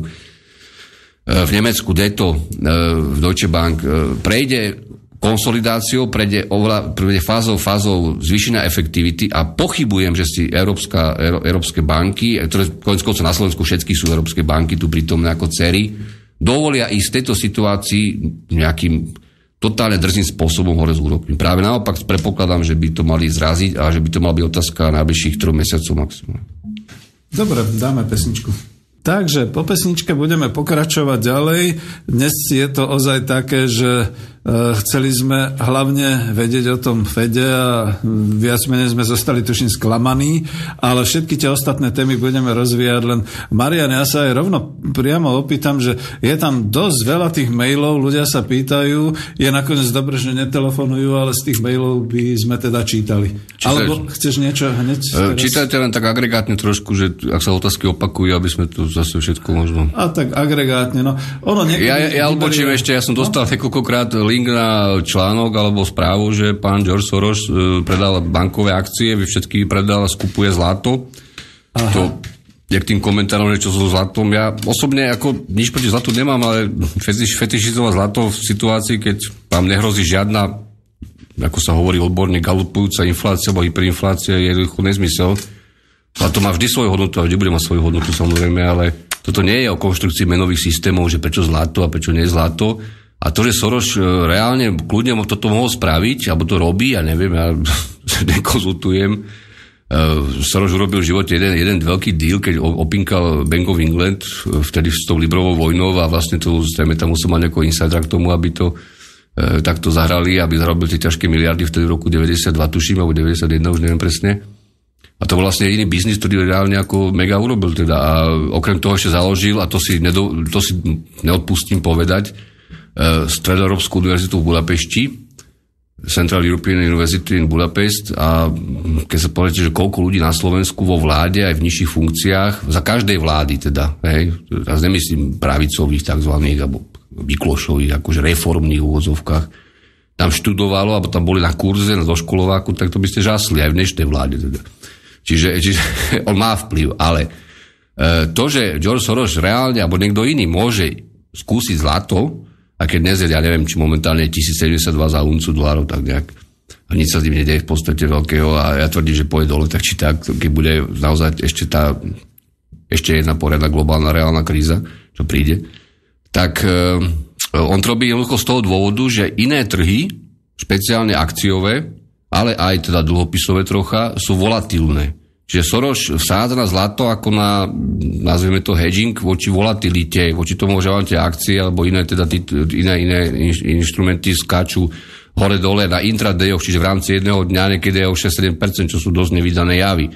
Čiže keď vstúpajú indexy volatility, VIXy a podobne, ale čokoľvek iné aj na bežnom pozorovaní bežného človeka, keď pozrie na indexy a na vývoj kurzov, tak vtedy istí aktéri trhu, ktorí sa trošku nechajú ovplyvniť, si môžu povedať, dobre, skúsme zlato, to bude stabilnejšie voči volatilite. Čisto matematický škálový jav v podstate. Čiže kľudne, ak to robí, ja s tým nemám problém, ale ja osobne by som to nerobil a určite sa dá zrobiť peniaze inak, ale hovorím, je to človek, ktorý je tu pomaly 100 rokov a v podstate spravil jeden veľký biznis v živote a bolo mu dovoleného spraviť podľa mňa. Teraz ešte tu vyškolil pár ako reformátorov v úvodzovkách, to je tak asi všetko. No. A tak možno to trošku už teraz ináč berie, že už sa chce zaistiť do budúcnosti. On mal veľa článkov aj po amerických médiách, kde radil čo s Ukrajinou, čo s Ruskom svojho času, akože v dobrom teda, tá jeho teória reflexivity a tak ďalej, hospodárskych systémov. No, ja to nechcem hodnotiť, ale pravda je taká, že nič tým nepomôže nikomu a už by si zaslúžil aj tú penziu, snad ako do niečoho montoval. My môžeme radiť, máme tu veľa tých mailov, čiže Martin, poprosím. Áno, kým začnem čítať všetky maily, ešte došla správa od Marcela, čas 21.45, euro, dolár 1,091. Ja to, prosím vás, ten kurz sa bude hýbať teraz, kým sa nastaví nejaká stredná hodnota, však to ten pán určite vie najlepšie, že to bude lietať hore-dole a bude sa čakať na reakciu azijských trhov, reakciu európskych trhov ráno. Principiálne všetko je o fundamente. Ako darmo, že kurzy vám lietajú hore dole niekedy aj x%, pokiaľ tá firma má nejaký fundament a reálne zarába marže a dokáže tlačiť do nižších marží iných, ktorí je dodávajú, tak bude mať vždy hodnotu a navyše má nejakú dividendu zrejme a tak ďalej. Ja nechcem to... Ja chápem, že pre ľudí, čo sa tým odborne nezaujímajú, to kedy vyzerá ako nejaká totálna chaotická španielská dedina, ale principiálne vždy to musí mať nejakú kotvu. Dnes sa povedalo, že americká ekonomika jakž tak šťahá. To je všetko, aby sa trhy nesklamali, aby sa neurobilo to, že sa neurobí nič, potom by sa trhy mohli z toho aj ľudov podľa pokakať. A keďže všetci chceli nejakú koncoročnú rally na tých svojich aktívach, tak sa to nechalo tak.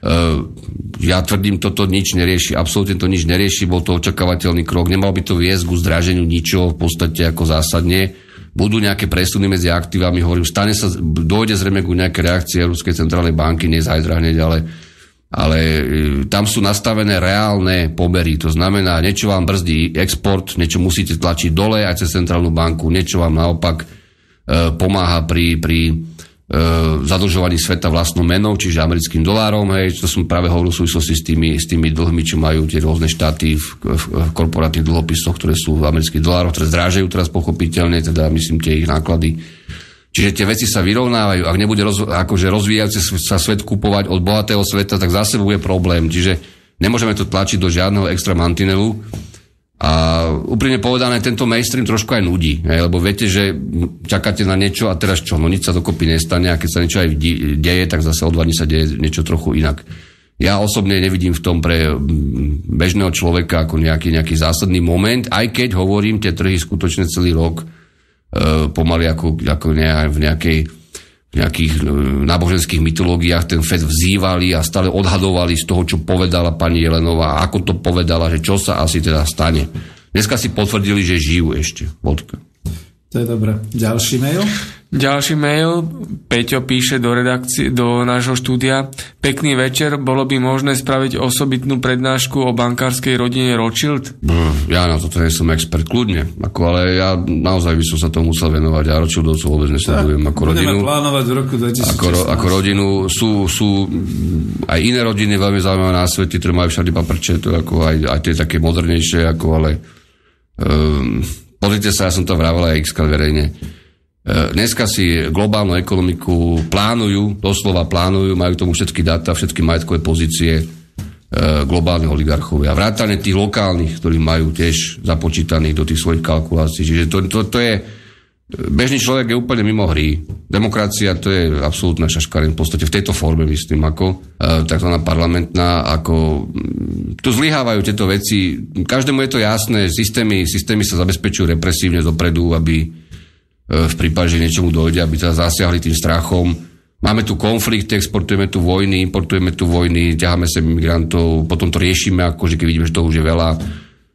Máme tu teroristické útoky, ktoré síce oni boli informovaní o tej skupine už pol roka predtým tajné služby, ale nič neurobili. No tak prepáčte, tak potom ako dobre.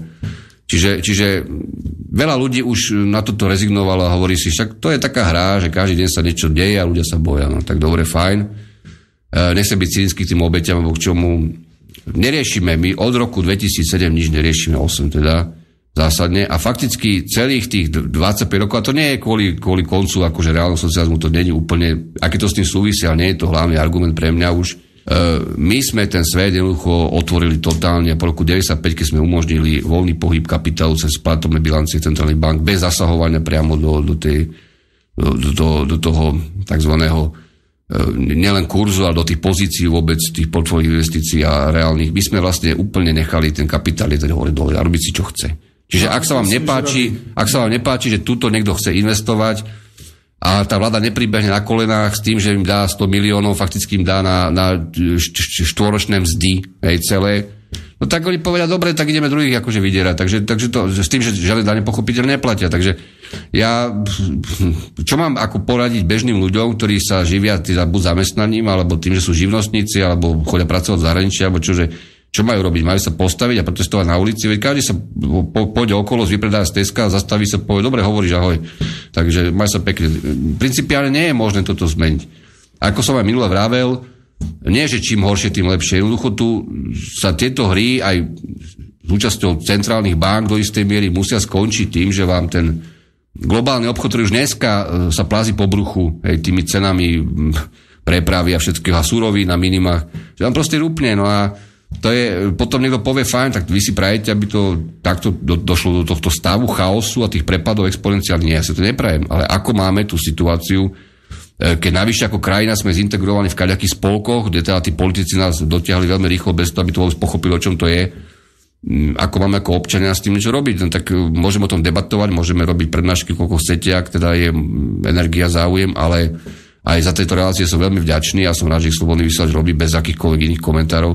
Ale jednoducho tento stav nie je riešiteľný tým, že nechcem zosmiešňovať tie voľby, čo prídu, ale ja absolútne neviem, že ja som mal pôvodne nápad, aj napísať to teda verejne, že pôjdem voliť tak, že zoberiem na ulici nejakého psa alebo mačku, strčím ho pod vetrovku, alebo čo tam ešte bude treba, dovedem ho, vyťahnem hociaký papier a nechám tú mačku, nech tam otrieska paprču, že teda volí.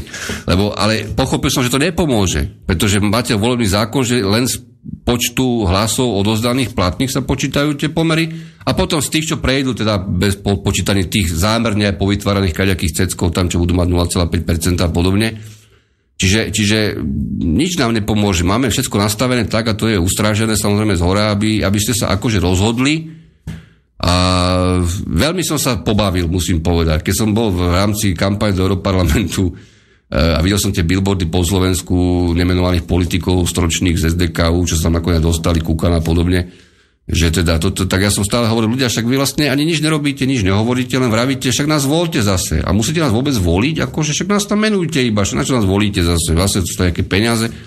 Dnes som videl vtip, teraz neviem, či to bol na pravde, či nie, myslím, že na Smečku, budova Národnej rády a predtým komentár, že nemohli by ste nás vymenovať doživotne, akože že prečo nás idete zase voliť tých 150 kusov. No, to už sú tie absurdity. Ja ale chcem využiť ako ten malý priestor k tomu, že minule si hovoril, že vlastne ten bod zlomu už nastal a teraz je tá otázka, keď si spomenul tie voľby, ale nechceme o voľbách, lenže a čo bude v tom roku 2016? Ono to vôbec vydrží to, čo bude, nebude sa to týkať už naozaj toho, že tá deflácia nakoniec skončí nejak katastrofálne a padne to?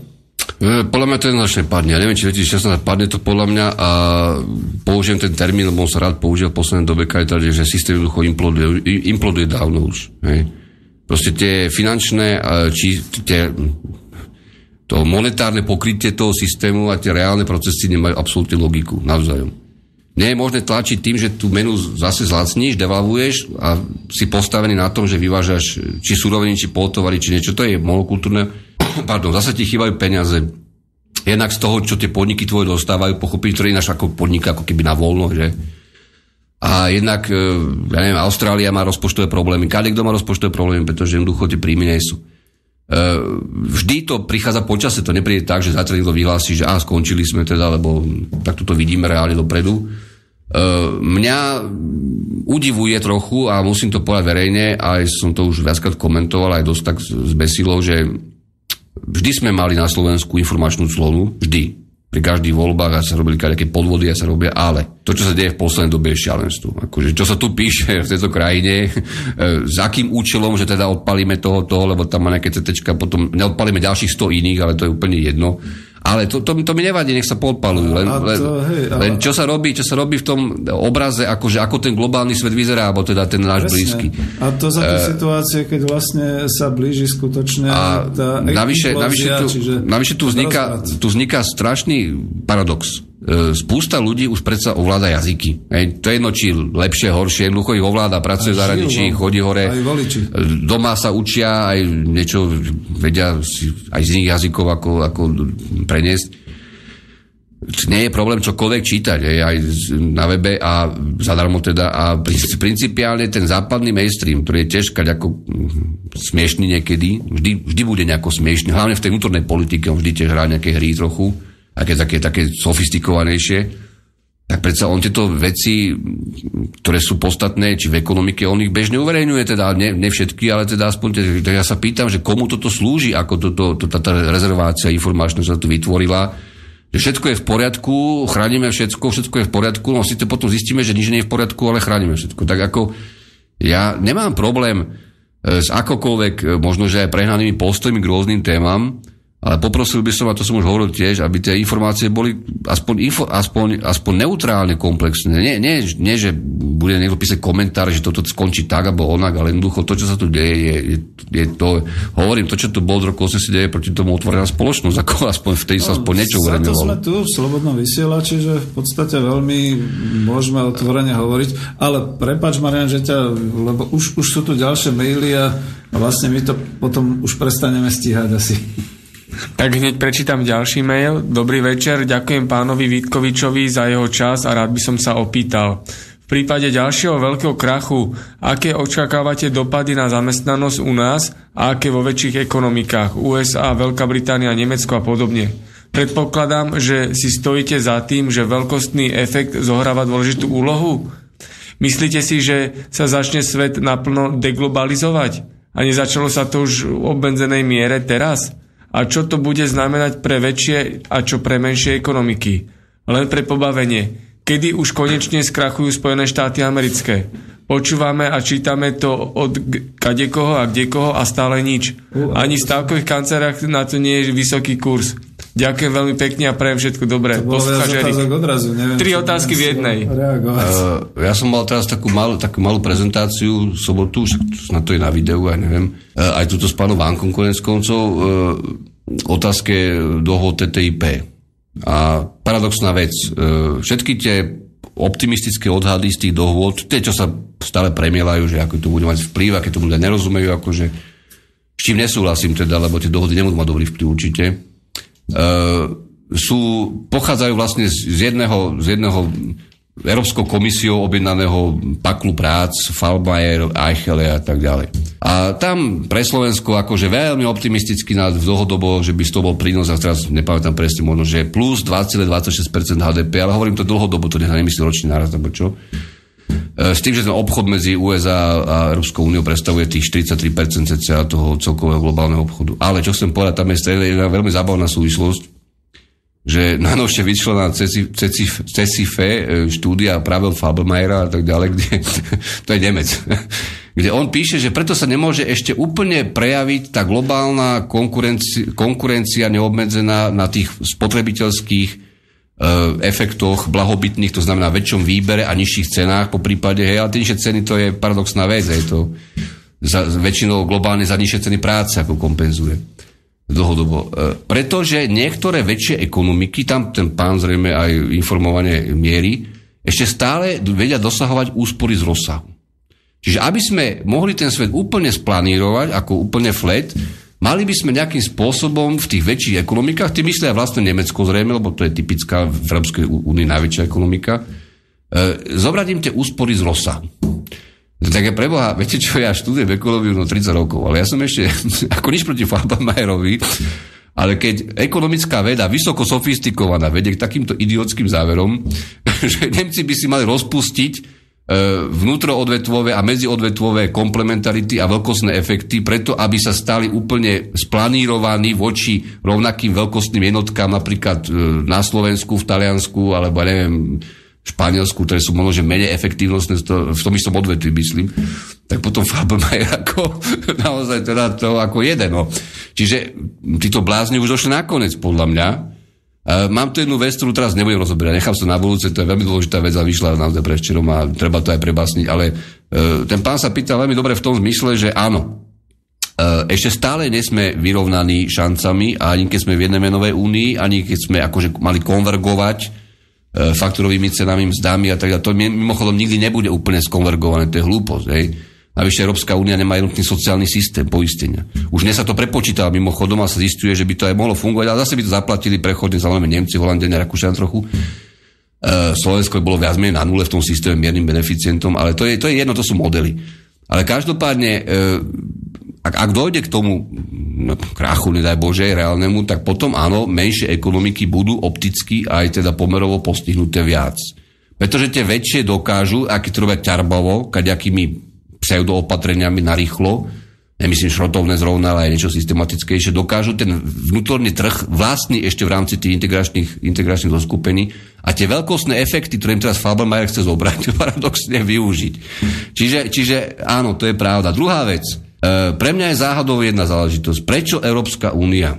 eurozóna, takisto to dlhodobo hovorím, sa úplne idiotsky v situácii, keď Draghi nemá čo kupovať za tie svoje pripravené miliardy a kupuje už kadejaké totálne treše, holandské realitné dlhopisy fondov, čo prepadli, španielské a talianské komunálne dlhopisy chce kupovať a podobne, čo naozaj sú veľmi rizikové papiere.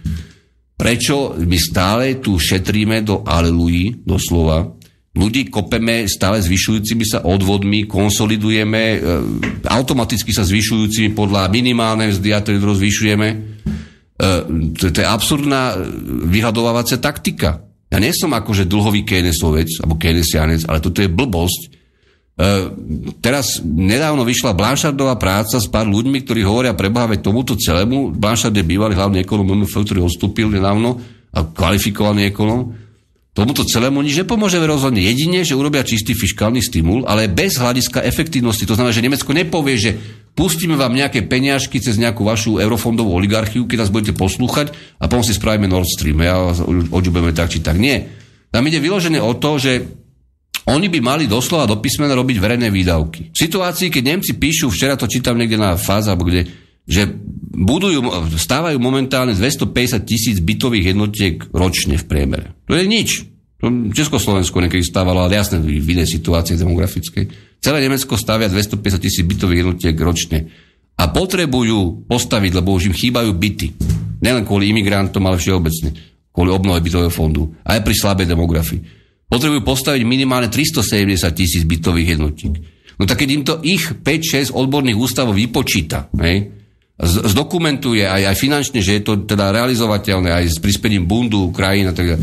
A oni to nerobia. No tak ja žasnem teda, čo vlastne oni kombinujú. Ušetrujú sa k smrti, hlavne Európu teda s fiskál kompaktom, zároveň sem ťahajú imigrantov, čo si od toho sľubujú, veď tí ľudia nenastúpia do kvalifikovaných pracovných pozícií, to je bez diskusie.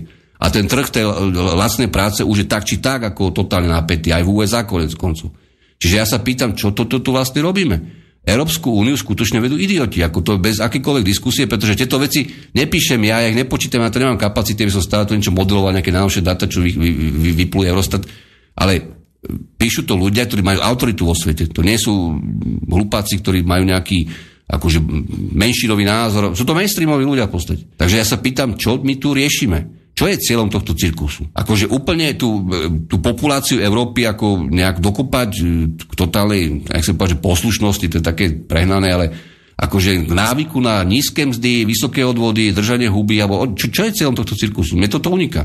Trošku doplním tú otázku, že vlastne ľudia sa dosť čudujú, že Európska centrálna banka vlastne dokáže tých 60 miliard mesačne eur vydávať, respektíve skupuje hlavne teda tie dlžné úpisy a všetky takéto veci, ale v tej reálnej ekonomike to vlastne vôbec nevidieť. Nevidieť to, pretože, a navyše hovorím ešte raz, keby to je hlasy neprichádzali systematicky napríklad priamo znútra z Nemecka roky, to nie je teraz ani pred členom, ani pred 2 rokmi, že Nemecko zanedbáva systémovú infraštruktúru verejnú. Neobnovuje veci, preplavy, školy. Nemecké školy vyzerajú horšie ako na východe Slovenska, predtým, než tam boli použité eurofondy. Nikoho to nezaujíma, takže v čom je problém? Pretože pochopiteľne tento dopyt, ja nevravím, že je trvalý, by pohol odvetviami v Európe, nielen cementom a železobetónom, ale všeobecne stavebnými prácami, strojárstvom a tak ďalej, aj v iných členských štátoch a na Slovensku. V Grécku asi veľmi nie, no ale aj časom aj tam trochu, no. Čiže nerozumiem, čo chceme vlastne ako urobiť, keď tieto deficity sú zjavné ako reálne. A na druhej strane sa tvárime, že vlastne tie ekonomiky ako sú závislé od toho, či pani Jelenová Fed dneska povie 0,25 alebo nič. No, toto už hráme príliš srandovnú hru na kocúry chlb a toto podľa mňa nemôže fungovať. No, musím to skomentovať tak, že samozrejme máme aj českých poslucháčov a oni to budú asi lepšie vnímať, ale kedysi Československo to presne tak vnímalo, že bola taká tá krásna veta, jednou dojdem na úbyte. Čiže my sme už na tom úbyte, čiže už končíme. Ale opýtam sa... Mimochodom, ja českým poslucháčom ako pripomeniem prácu Jozefa Macka, Macek teda to bol najkvalifikovanejší reálne sociálne-demokratický ekonom v Čechách, ktorý napísal o veľkej kríze, cesta z kríze 1933 alebo 4, teraz naozaj neviem. To si nájdete v antikvariate a keď budem mať nejaký sken funkčný, tak ja to kľudne naskenujem. To je úplne popis dnešnej situácie, 29 a teda. A určite si to niektorí všimli, možno, že to bolo aj v nejakých našich médiách, veď tento stav totálnej idiotizmu v USA dlhodobo má následky. Ak ste si všimli, Nobelovú cenu dostal za ekonómiu Angus Deaton, za výskum metodológie nerovnosti a tak ďalej. A ten chlap teraz vydal prácu, metodologicky úplne presnú, kde dokázal, že fakticky v USA mizne, zomiera predčasne celá stredná vrstva, poviem to otvorene, bielých, ale to je jedno, môžu to byť aj Hispánci, mužov v produktívnom veku. Následky nielen alkoholizmu, drog a tak ďalej, nejaké post-hippie, akože to už by boli veľmi starí post-hippisáci, ale jednoducho stresu, ekonomického stresu. Čiže Amerika vymiera týmto spôsobom a teraz čakáme čo, že tam príde celá Latinská Amerika sa prisťahovať, alebo ja tomu ako dosť dobre nerozumiem. No, to už sú tie dôsledky. Potom sa niekto čuduje, že Donald Trump, ktorý nič nehovorí, čo by teda ako sme vedeli povedať hocikto na ulici, aj podobne ako u nás, takí teraz sa do politiky pchajú, ktorí rozprávajú to, čo počúvajú na mertičke. Fajn. Ale veď to je úplne prirodzené, že tieto persony získavajú popularitu, pretože táto situácia je čisto psychologicky stresová. Máme svojich oligarchov, ktorí nám vstupujú do politiky, však vieme svoje mail. Dušan poslal otázku: pozdravujem pána Zajaca, Vanku a hlavne súdruha Vitkoviča. Som nesmierne rád, že existuje taký človek, ako je on. Škoda, že ich nie je viac.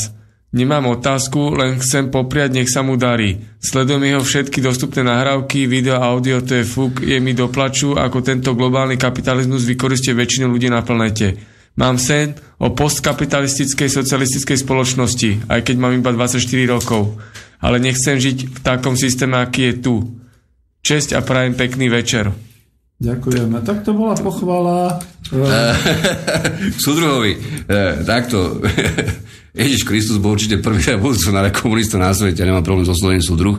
Ja vždy, keď píšem aj niekomu, kto pochádza z kruhov, ktoré sa formálne definujú ako komunistické alebo socialistické u nás, to znamená ďaleko naľavo od smeru, či už teda to myslia vážne, alebo či to sa snažia nejako uchopiť. Mimochodom, boli sme s Petrom práve na stretnutí, ja som bol šokovaný dvoma vecami, že na Slovensku sa nájde v jednej miestnosti pri nejakej verejnej diskusii a prezentáciách 20 mladých ľudí absolútne jasným myslením. Ano, teraz nemyslím ekonómov, pozor, ja nebudem nikoho tu do ekonomickej debaty vôbec, to nemá žiadny zmysel. Problém nie je ten, že by nerozumejú, alebo že ja nerozumiem im, alebo že tuto máme profesorov 400 na Slovensku, ktorí nič nevedia z ekonomie a skončili v roku 90, pamätajú si ešte Supply-Side Economics, čo napísal on, jak sa volá Vanisky na servitke a Reganomiku, to je tak všetko, ale to je fuk. To mi je jedno. Ja to zase nehodnotím. Ja hovorím o tom, že tam boli rôzne témy z politického programu, ktoré sú vyzerajú dnes utopicky do istej miery, ale boli tam konkrétne otázky na kultúru, na štátnu politiku v kultúre. Čo vôbec, prečo ako oddelovať trash od niečoho reálneho, ako to vyberať, kto povie, že kto je dobrý a kto je zlý a prečo slovenská hudba nie. Kadečo iného, tam bolo spústa otázok z absolútne mňa vždy napadli tie odpovede, ale ja som bol šokovaný a teda nie je to veľa ľudí, ale že normálne príde 20 ľudí, mladých, slušných, bez akýchkoľvek očakávaní od toho, venujú tomu čas, prídu do Svidníka, prídu z Mijavy, prídu ja neviem odkiaľ, do Žiliny a netrepú hovadiny. Keď si zapriem parlamentnú debatu, čo teda ja to výnimočne ja to na webe, no tak ja vidím 150 kusov po každých voľbách, ktoré trepú hovadiny. Takže ja sa pýtam, jak je toto možné vôbec v krajine, kde navyše teda, ja už neviem, aké presné číslo, určite to bude do 300,000, ľudí permanentne chodí hore, dole, Slovensko a rakúski dôchodcovia a tak ďalej, alebo do Anglicka, alebo neviem, veď tí ľudia už majú len skúsenosti a už keď sa tam dostali a išli a sa tam prehrízli, tak nemohli byť na hlavu, hej, ako to je jasné. Ale nielen títo, aj tí, čo sú doma. Takže ja sa pýtam, čo sa tu vlastne deje? Je tu nejaká paralýza spoločnosti? No zrejme je. Zrejme tá paralýza je tak a je najvyššie kontrolovaná, podľa mňa jednoznačne, že bez mojej maličkosti normálni ľudia ešte vo vývoji, teda poviem otvorene, ale s otvorenou hlavou a s normálnymi názormi sa nikam nedostanú, alebo aké by chceli. A oni na to neašpirujú. Oni proste len sa pýtajú normálne otázky a dávajú si normálne odpovede. No, bolo to veľmi pozitívne. A rešpektujú normálne odpovede. A potom stretnete hocikoho, kto tu smrdí v politike, v podnikaní 25 rokov a ja hovorím, že všetci sú takí a to sa nedá počúvať, akože navyše ten človek nemá absolútne kožu na tvári. Čiže ja sa pýtam, čo tu teraz žijeme. Čiže preto vravím, že ja som to aj vravil, že ten bod zlomu, tá implózia príde. A ona nakoniec sa prejaví ešte rýchlejšie v týchto malých štátoch, aj kvôli tomu, čo som predtým odpovedal tomu pánovi, že sa pýtal tie veľkostné efekty a tak ďalej. Pretože tieto malé štáty sú napnuté, totálne aj keď tí ľudia sú ticho. Vidíte, v Poľsku konec koncov, vidíte Orbána, čo všetko možno si dovolí a nakoniec mu to prešlo, aj keď nevravím, že robí všetko dobre, určite nie. Ukrajina je obrovský problém, ktorý je za dverami, ktorý nemá žiadne riešenie v tejto kombinácii. Takže ja sa pýtam, nepýtam, ja som optimista v tom, že vravím si, keď som videl 20 ľudí, ktorí nemajú v hlavách prepáčte nasraté, tak som ako absolútne pozitívne šokovaný. Možno je to málo, ale je to niečo. A ešte mu robíme malú politickú reklamu, bolo to Vzdor strana práce, ale ja Vzdor strana práce, keby to bol kdokoľvek, keby to bol kresťanskí socialisti, mi to je fúk. Ja som len vnímal individuálnych ľudí, sa pýtali z úplne aj neekonomických vecí a uvažovali nahlas nad rozumnými vecami, paradoxmi a riešeniami. Ja spolieham na mladú generáciu, prepáč, že do toho takto vstupujem.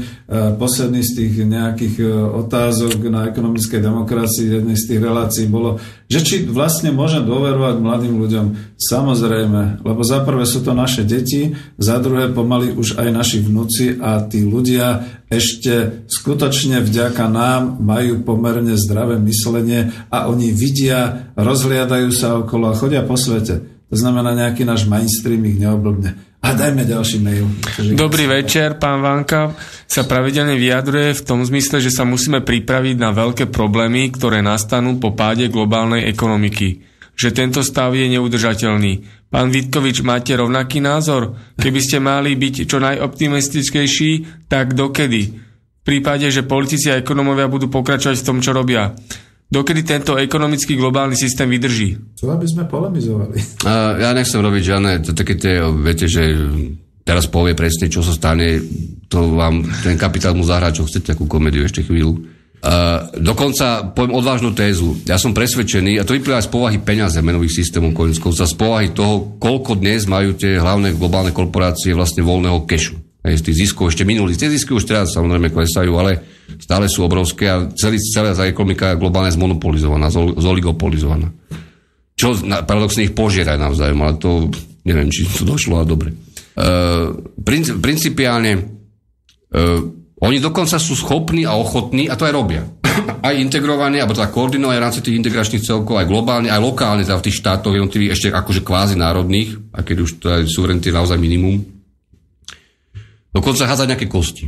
To znamená zdať sa časti teda tých čisto monetárnych ziskov, ktorých aj tak nevedia ani použiť, lebo nemajú ako investovať reálne do niečoho, keď sú nadkapacity.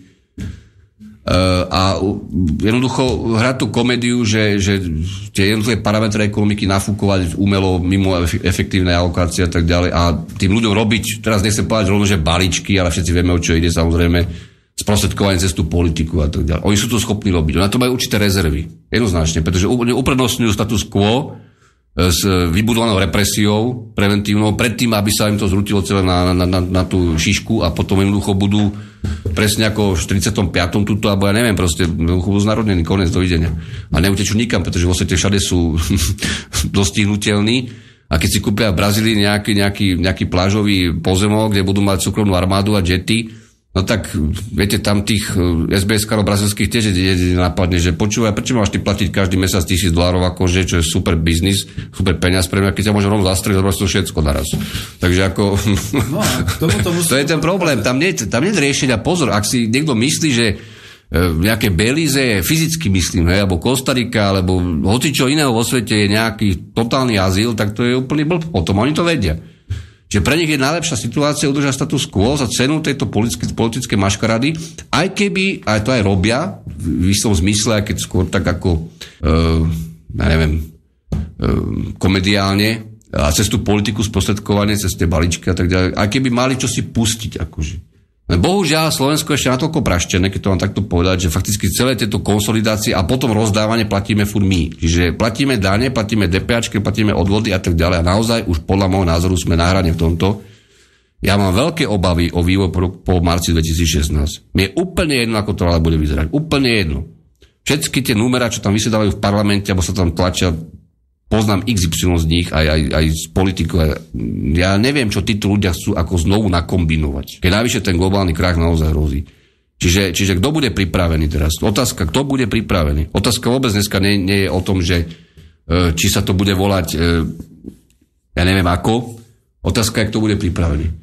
Lebo ja s týmto pseudoformálnym liberálno-demokratickým mainstreamom ako nemám čo diskutovať o ničom. To sú ľudia, ktorí budú udržiavať status quo a budú si kupovať svojich roztleskávačov, tľachačov, jak ja stále hovorím, hovoriace hlavy v parlamente a tak ďalej. A tie budú stále tam unavovať tými svojimi spormi, ktoré sú o ničom. A zakrýva vlastne tú podstatu toho celého. A podstata celého je šikovným spôsobom sa dostať ku slovenským elektrárňam, tak aby to bolo ešte roztlieskávané, že však sme to dostali naspäť, akože Slovákom či Čechom. Nastaviť regulácie, ceny energií, eurofondy, vypalovať všetko v zdravotníctve 2x, 3x, 4x, bla bla bla. To je podstata všetkého. Zbytok sú keci. Verejné obstarávanie. Prosím vás pekne, na čo toto my tu akože máme vôbec? Z tohto modelu, čo je nastavený dnes akokoľvek legislatívou, vždy budete mať problém. A keby to robila nejaká osvietená vláda, to je úplne jedno. Prečo sa to nerobí centrálne? Prečo sa nekupujú veci tak, že sa jednoducho urobí duopolná súťaž, dvaja budú superiť? To je ekonomicky modelovateľné rovnicami. A nakoniec dáte tomu kontrakt nejakému tomu veľkému globálnemu hráčovi, že bude dodávať niečo, napríklad všetky CTčka pre všetky skutočne potrebné, hej, na 5 rokov plus nejaký servis, plus nejaká diskontácia tých peňazí za služby, za výkon. Ale na čo to robíme takto? Veď toto je úplná sprostosť, že my vlastne 615 krát robíme to isté a vždy sú tie náklady volatilné a vždy sú tie súťaže proste s rôznymi dodávateľmi, aj zbytočných možno niekedy zariadení kapacít. Vždy sú predražené s úplatkami a tak ďalej. Veď toto už aj technokraticky každá vláda mala pochopiť na Slovensku, ale není toho boha to proste urobiť. Tak ja potom sa pýtam, kde je teda hranica tohto stavu. A podľa mňa sme v takej dobe, to každý asi vidí aj fyzicky, aj vôbec vníma to na verejnosti, že ľudia jednoducho sú ticho. A ja vždy vravím, keď sú ľudia ticho, tak je zle pre politiku. No, ovce. Nie. Viete čo, ovce, také isté ovce, ako máte na Slovensku, máte všade vo svete. Nie, bez uraženia. V úvozovkách teda. Ale mne to nedá presne ako to povedať, že keď už nás chceli postaviť trošku do polemiky, tak ako veď o tom nie je náhodou ten plán B, kde stále vždy ja hovorím, že pozor na to, že dobre, zatiaľ je to takéto, hovoríme všetci o tej implózii, o všetkých takýchto veciach a ďalšia otázka. A sme vôbec pripravení na to, že čo bude deň po? Nie len po nejakom veľkom víťazstve nejakých politických strán, ale deň po implózii. No, tak to je... Ale ja nepotrebujem vedieť, čo bude deň po implózii. Krajina, však aj Ego Mondi to napísal v tom článku revolúcie, ale to je nepodstatné, že to bola revolúcia. Krajina vždy musí mať kádre, strašné slovo, ja chápem, ktoré vedia zapojiť elektráreň, ktoré vedia, ako funguje štátna správa, ktoré vedia, ako sa strážia hranice, ktoré vedia, ako sa skladá samopal, alebo čo to je ako zbytočné tieto debaty. A musí mať ekonomov, právnikov, ale tých možností čo najmenej, teda prosím pekne, ako už za starého režimu mala advokátska komora 600 ľudí, dneska má 7500, no. Čo budú všetci robiť, že? Potom musia sútať štát. Kadejakými debilnými zmluvami. Takže o exekutoroch ani nehovoriac. Čiže nastanú zmeny, ktoré nastanú tak či tak, ale ten stimul nemôže prísť znútra, pretože tá krajina znútra, to je zanikávanie Slovenska, je jednoducho stále ukontrolovateľná. Tým obrovskými zdrojmi, ktoré sa tam nahromadia na tej druhej strane, tých, ktorí to tu riadia, je ukontrolovateľná. Môžete tu robiť, čo chcete, vytvoríte kaďaké nezmysly mediálne a tak ďalej. Ľudia to aj nechcú vnímať, ale jednoducho stále tá väčšina to ešte bude vnímať. Hej. V prípade, že dojde k exogénnemu šoku alebo globálnemu, tak toto sa samozrejme rúca. Toto je jediné, čo sa tento politický akože mainstream bojí. To je jednoznačne. On sa ničoho iného nebojí. On keby má hrať iba domácu hru a vonku je všetko akože v poriadku a platy sa akože dvíhajú o 0,9%, bla bla bla, a on nemá problém, on to uhrá. No veď práve opačne je to, že u nás to vyzerá akože pomerne ticho, dobre, ale ten svet sa nejak tak rozkýval a rozhýbal. Ale ako pomaly sa blížime k tomu koncu. Ináč mimochodom, taká malá, ešte, ja som to nespomínal nikde, som sa strašne pozabával práve v súvislosti s tým fiskal kompaktom a s tými pravidlami, ktoré sú nastavené, že nemeckým dôchodcom tento rok vyjde rekordná valorizácia. A v Bundesrepublik Deutschland v priemere o 75 eur starobného dôchodku. A to preto, že predtým to nevalizovali, lebo nastavili všetky tie debilné vzorce práve na ten potenciálny produkt a reálny. A predtým im to akože tam nevychádzalo v tom súčte tej valorizačné položky a teraz im to ako makroekonomicky vychádza. Takže Nemci budú tento rok ako veľké výdavky, 75 eur dávyššie. To treba povedať našim dôchodcom a konečne ich dostaneme do ulic, pretože si myslím, že našich dôchodcov. Čo tie inštrumenty fiskálneho zmýšľania dokážu. Ne, naši dôchodcovia, nebudeme ich vôbec ako hodnotiť, ani tých ľudí absolútne, ja si ich vážim, ale tí už prešli toľkými režimami, že ako... Je tu ešte jedna krátka otázka, lebo už sa nám blíži čas, tak ju prečítam rýchle. Matúš poslal do štúdia otázku. Dobrý večer, pozdravujem do štúdia. Otázka na pána Vítkoviča. Aký máte názor na Rudolfa Vaského a jeho obnovenie Československa a krvavú revolúciu? Si v súvislosti s jeho teóriou opodstatneného strachu. Ďakujem, s pozdravom Matúš. Ja sa radšej do toho vložím, či je vôbec nutné pána Vaského hodnotiť tu. Mám ešte 10 minút. Ale tak pán Vasky má veľa videí na internete, ako ja neviem, pán Daň má veľa videí na internete. Ja toto vôbec neriešim. Ja osobne ako nemám s týmito ľuďmi absolútne žiadny kontakt. Nemám problém sa ho stretnúť niekde na námestí SNPčku, to je najmenej, ako jeho stretnúť hoci kde.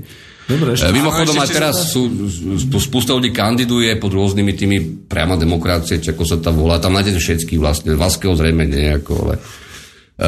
poprosil by som aj v prípade, keď si nemyslím, že to je nejaký nezdelaný pán, ako treba veľmi veľa rozmýšľať, kým niečo chcete robiť a realisticky to robiť.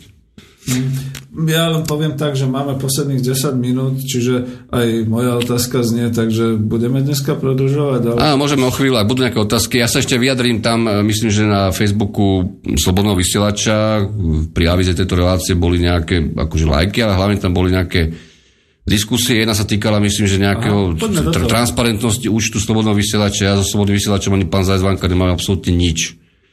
A keď Slobodný vysielač existuje, ja som vždy hovoril, mi je jedno, kto na Slovensku robí priestor mediálny, pretože ak nemáte žiadny priestor, respektíve ste vedomé ako od toho priestoru odkopávaní, tak jednoducho ho využijete. Ja nehodnotím profil Slobodného vysielača ani pán Zajac Vanka, že či je taký onaký, taký makový, či to bol ten, onen tamten, či sem príde aj Vaským, to je úplne jedno. Celkom rád vyprávam, čiže sa... Ale čudujem sa trochu, ak chcete podporovať ten vysielač, tak ho podporujte, ak nie, tak ho nepodporujte, ako či ten určite vo webečke, alebo či transparentne, alebo či si to robíte cez sporiteľnú, cez ten systém, a to je ako úplne, podľa mňa, to je ako jedno. A potom tam bola otázka, tam nejaká pani napísala, že sa teší na túto reláciu, a potom tam nejaký pán napísal, Feďo sa volá, kľudne ho bude menovať. Čiže sa ospravedlňujem pánovi Bulovi. Ja sa pánovi Bulovi absolútne nemením ospravedlňovať, pretože ja si za všetkým, čo som povedal, stojím. Relácia 13.11.2014. Informačná vojna s chystaným referendum a inými vecami moderoval pán Lichtner. Je v archíve. Ja som si vypočul celú. Viacerý ma upozornil na Facebooku, že tam pasáž zmienená s telefonátom o tom, že či teda pán Bula a tak ďalej má nejaké rodinné väzby na pani... Nebudem to ďalej rozoberať zatiaľ, že tam nie je. Ja som si to vypočul, nie je tam. Ja sa pýtam, je tam všetko, čo tam vtedy oznelo. Kľudne môžeme pána Lichtnera konfrontovať, kľudne kohokoľvek, kto vtedy telefonoval tú reláciu počúval a či si to pamätá. Ja som si 100% istý, že táto otázka tam cez telefón prišla a ja som si až vtedy uvedomil, že OK, ďalší aktivisti. Takže nič proti pánovi Bulovi nemám. V minulosti, keď sme tieto veci spolu konzultovali, ktoré potom 13.11.2014 odzneli, mi písal maily každý deň, pomaly, možno že dvakrát. Ešte ja som bol natoľko teda neústivý, že som nevždy hneď odpovedal. Odkedy som to verejne vyhlásil a za čo ma viacerí teraz ako vyzývajú, že ako to teda je, tak sa mi neozval. Ani telefonicky, ani mailov, ani ničím. Je to pán, ktorý celý život žil v Košiciach, pokiaľ viem, podnikal, dneska žije na Liptove. Videl som ho asi 4-krát v živote. A úprimne povedané, tú aktivitu aj kvôli iným dôvodom, ale toto bol jeden z nich, som v tom momente ako odložil ad acta, pretože mi došlo, že toto nie je normálne, aby niekto, kto chce robiť pomaly revolúciu v republike, zároveň v priebehu pár mesiacov, ak je to teda pravda, ani mi to tam nevyvrátil, ani on osobne. Má moje číslo, má môj mail. Aby mal zároveň nomináciu takéhoto typu na takýto špecifický, a koncov vy to rozumiete tiež podľa mňa, štátny úrad. Takže pre mňa nie. Ja sa pánovi Bulu zatiaľ ospravedlňovať nebudem a nemám za čo som ospravedlňovať. A za všetky, čo som kedykoľvek Slobodnom vysielači povedal, verejne napísal na Facebooku, na kohokoľvek, aj sám na seba si absolútne stojím a nemením nič odvolávať. A nie, to zase sú niekedy také veci, že práve preto je Slobodný vysielač takýmto médium, že niekedy tu zaznievajú aj polemiky a niekedy... To nie je polemika, toto je o tzv. Preventívnej opozícii. O ľuďoch, čo chodia po Slovensku, robia cirkus preto, aby nechodili po Slovensku iní, neotvárali témy, nerobili cirkus reálny. Aj to sa stáva. To je typický slovenský politický model. Aha. Dnes napríklad, keď si človek pozrie stranu, ktorá vznikla nedávno a tvári sa ako rodina, ako je veľmi voľná teda, má na kandidátke človeka, ktorý je ten istý, ktorý strážil z hľadiska nemenovaných záujmov, ktorí prichádzajú zo Smeru cez spravodajské televízie a tak ďalej pred voľbami, bývalú stranu Slobodné slovo tety Mojsejovej. Toto je komédia, čo tu deje. Tu jednoducho sa všetci ľudia vždy pripravujú na to, aby zahrali nejakú komédiu. Tí, ktorí majú splniť tú úlohu, že zoberú 0,4, 1,2. Vieme, že to ničomu nie je v podstate. Ja nevyzývam ľudí, aby týmto stranám nevenovali pozornosť. Sú medzi nimi určite aj normálne strany. Ale ja sa pýtam, k čomu toto je. Tu na Slovensku sa vytvára ponuka do volieb, nie dopyt po voľbách. To znamená, ja si urobím také domino na jednom papiere, napíšem si ľavica, pravica, títo kradli, títo už nebudú, týchto budeme vydierať, týchto nezavrieme, týchto toto.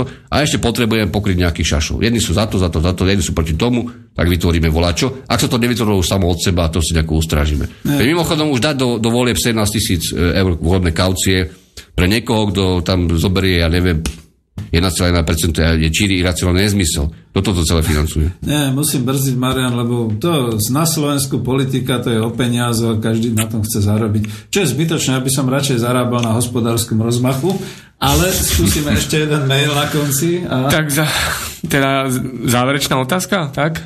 Kľudne, ak máte nejakú tému. Dobrý večer. Je reálne založenie čisto slovenskej štátnej banky, aby sa úroky napríklad z hypotéky vracali späť do štátu a nedlívali sa do zahraničia? S pozdravom, Karol.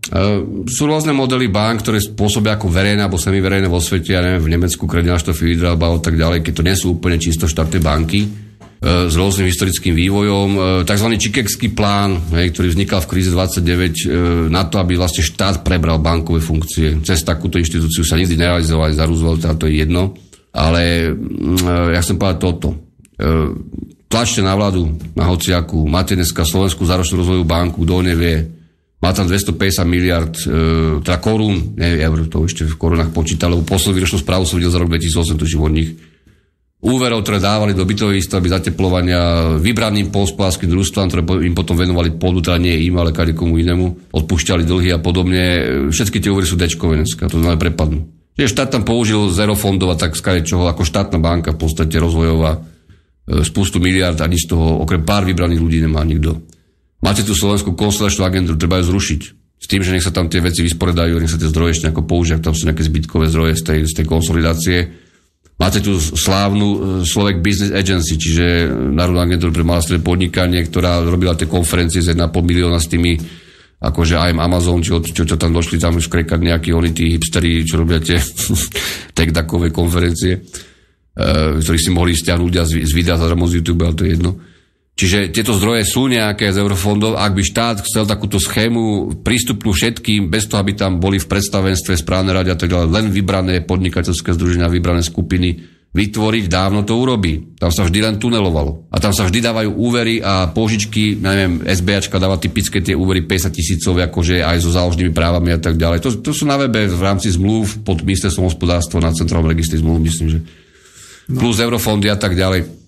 Mimochodom, dneska ideme zdražovať, teda my traja, v sezóne vleky a skipasy v Tatrách. Prosím vás pekne, toľko eurofondov, čo nadostávali grupy okolo JET, Rataja a tak ďalej, za toto funkčné obdobie do modernizácie tatranských rôznych objektov a tak ďalej, technických, nedostali nikdy. Úplne otvorené bez hanby.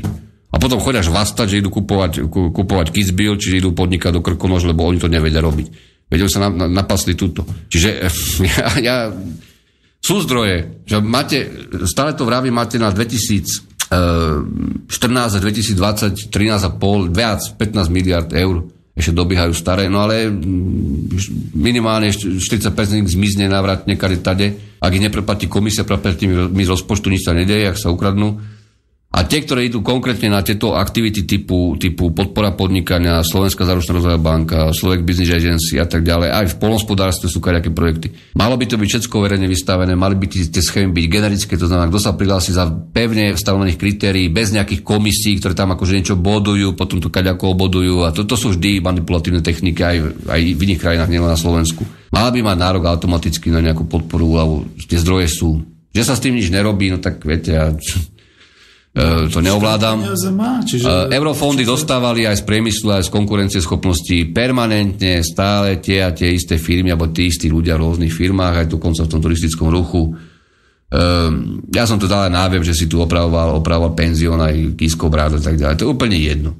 Čiže tu kradnú všetci a všetci sú jedna skupina. V tomto zmysle. Ak má niekto pocit v tejto krajine, že tu máme prezidenta, ktorý je proti koaličnej vláde, teda aktuálnej vláde, alebo že tu máme nejakého iného činovníka, ktorý je proti niekomu inému, tak nech si trikrát buchne do hlavu o stenu, dá si jednu vodku a zobudí sa z toho. Nie, my tu máme jedno permanentné divadelné predstavenie, ktoré vždy pred každými dôležitými voľbami si dohodne 5-6 ľudí v nejakom, jak ja stále hovorím, v miestnosti s Faradajovou klietkou. Máme pomaly 10:30, dokonca už asi aj preč, ale nechcem to... Optimisticky. Pesimisticky. Daj volačo, polopezne. No, tak ako... takú častočku na záver. Ale ja sa vrátim ešte k tej banke.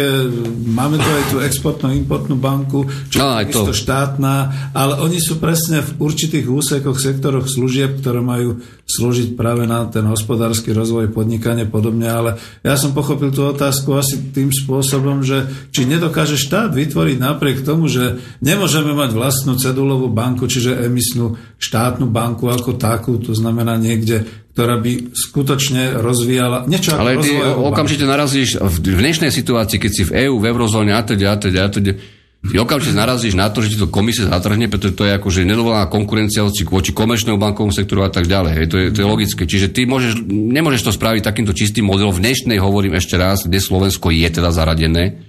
Ak sa to zmení, to je iná vec, ale hovorím v dnešnom modeli.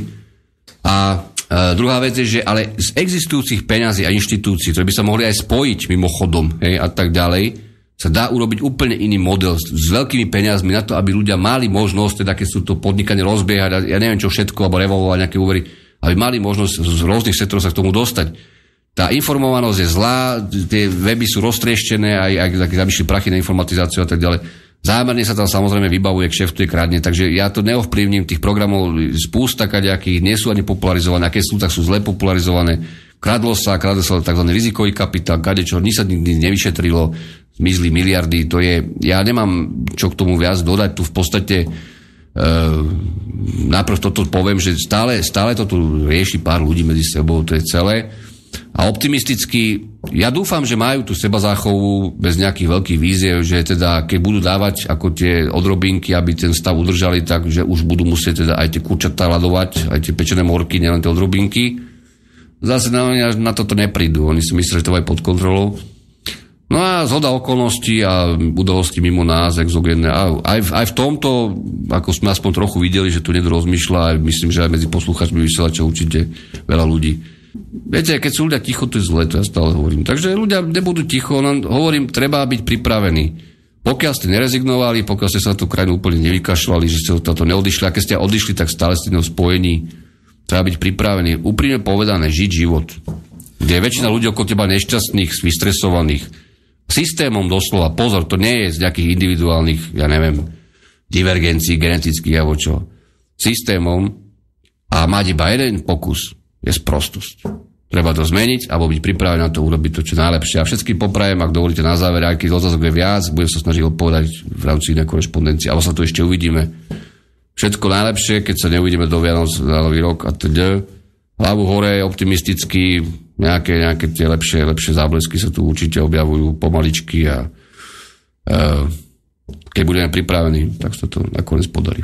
To je nakoniec krásne optimistický záver a keď sme hovorili, tak tá búrka príde asi zvonka, čiže my sa hlavne musíme pripraviť a zakúriť si v krbu a pripraviť sa na dlhú zimu, ktorá nastane. Ďakujem veľmi pekne, Marián. V podstate si asi ukončil reláciu. Ja nechcem ukončiť, ale ľudia sú už unavení. Majú veľa zhonu, počuli škadečo viackrát, aj odo mňa, aj od teba, aj od každého.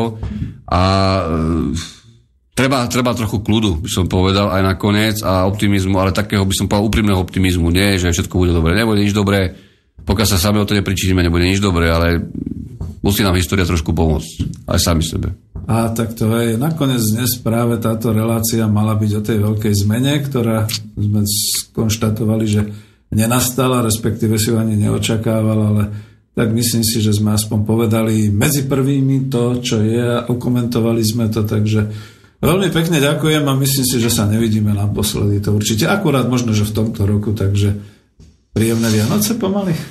Tak.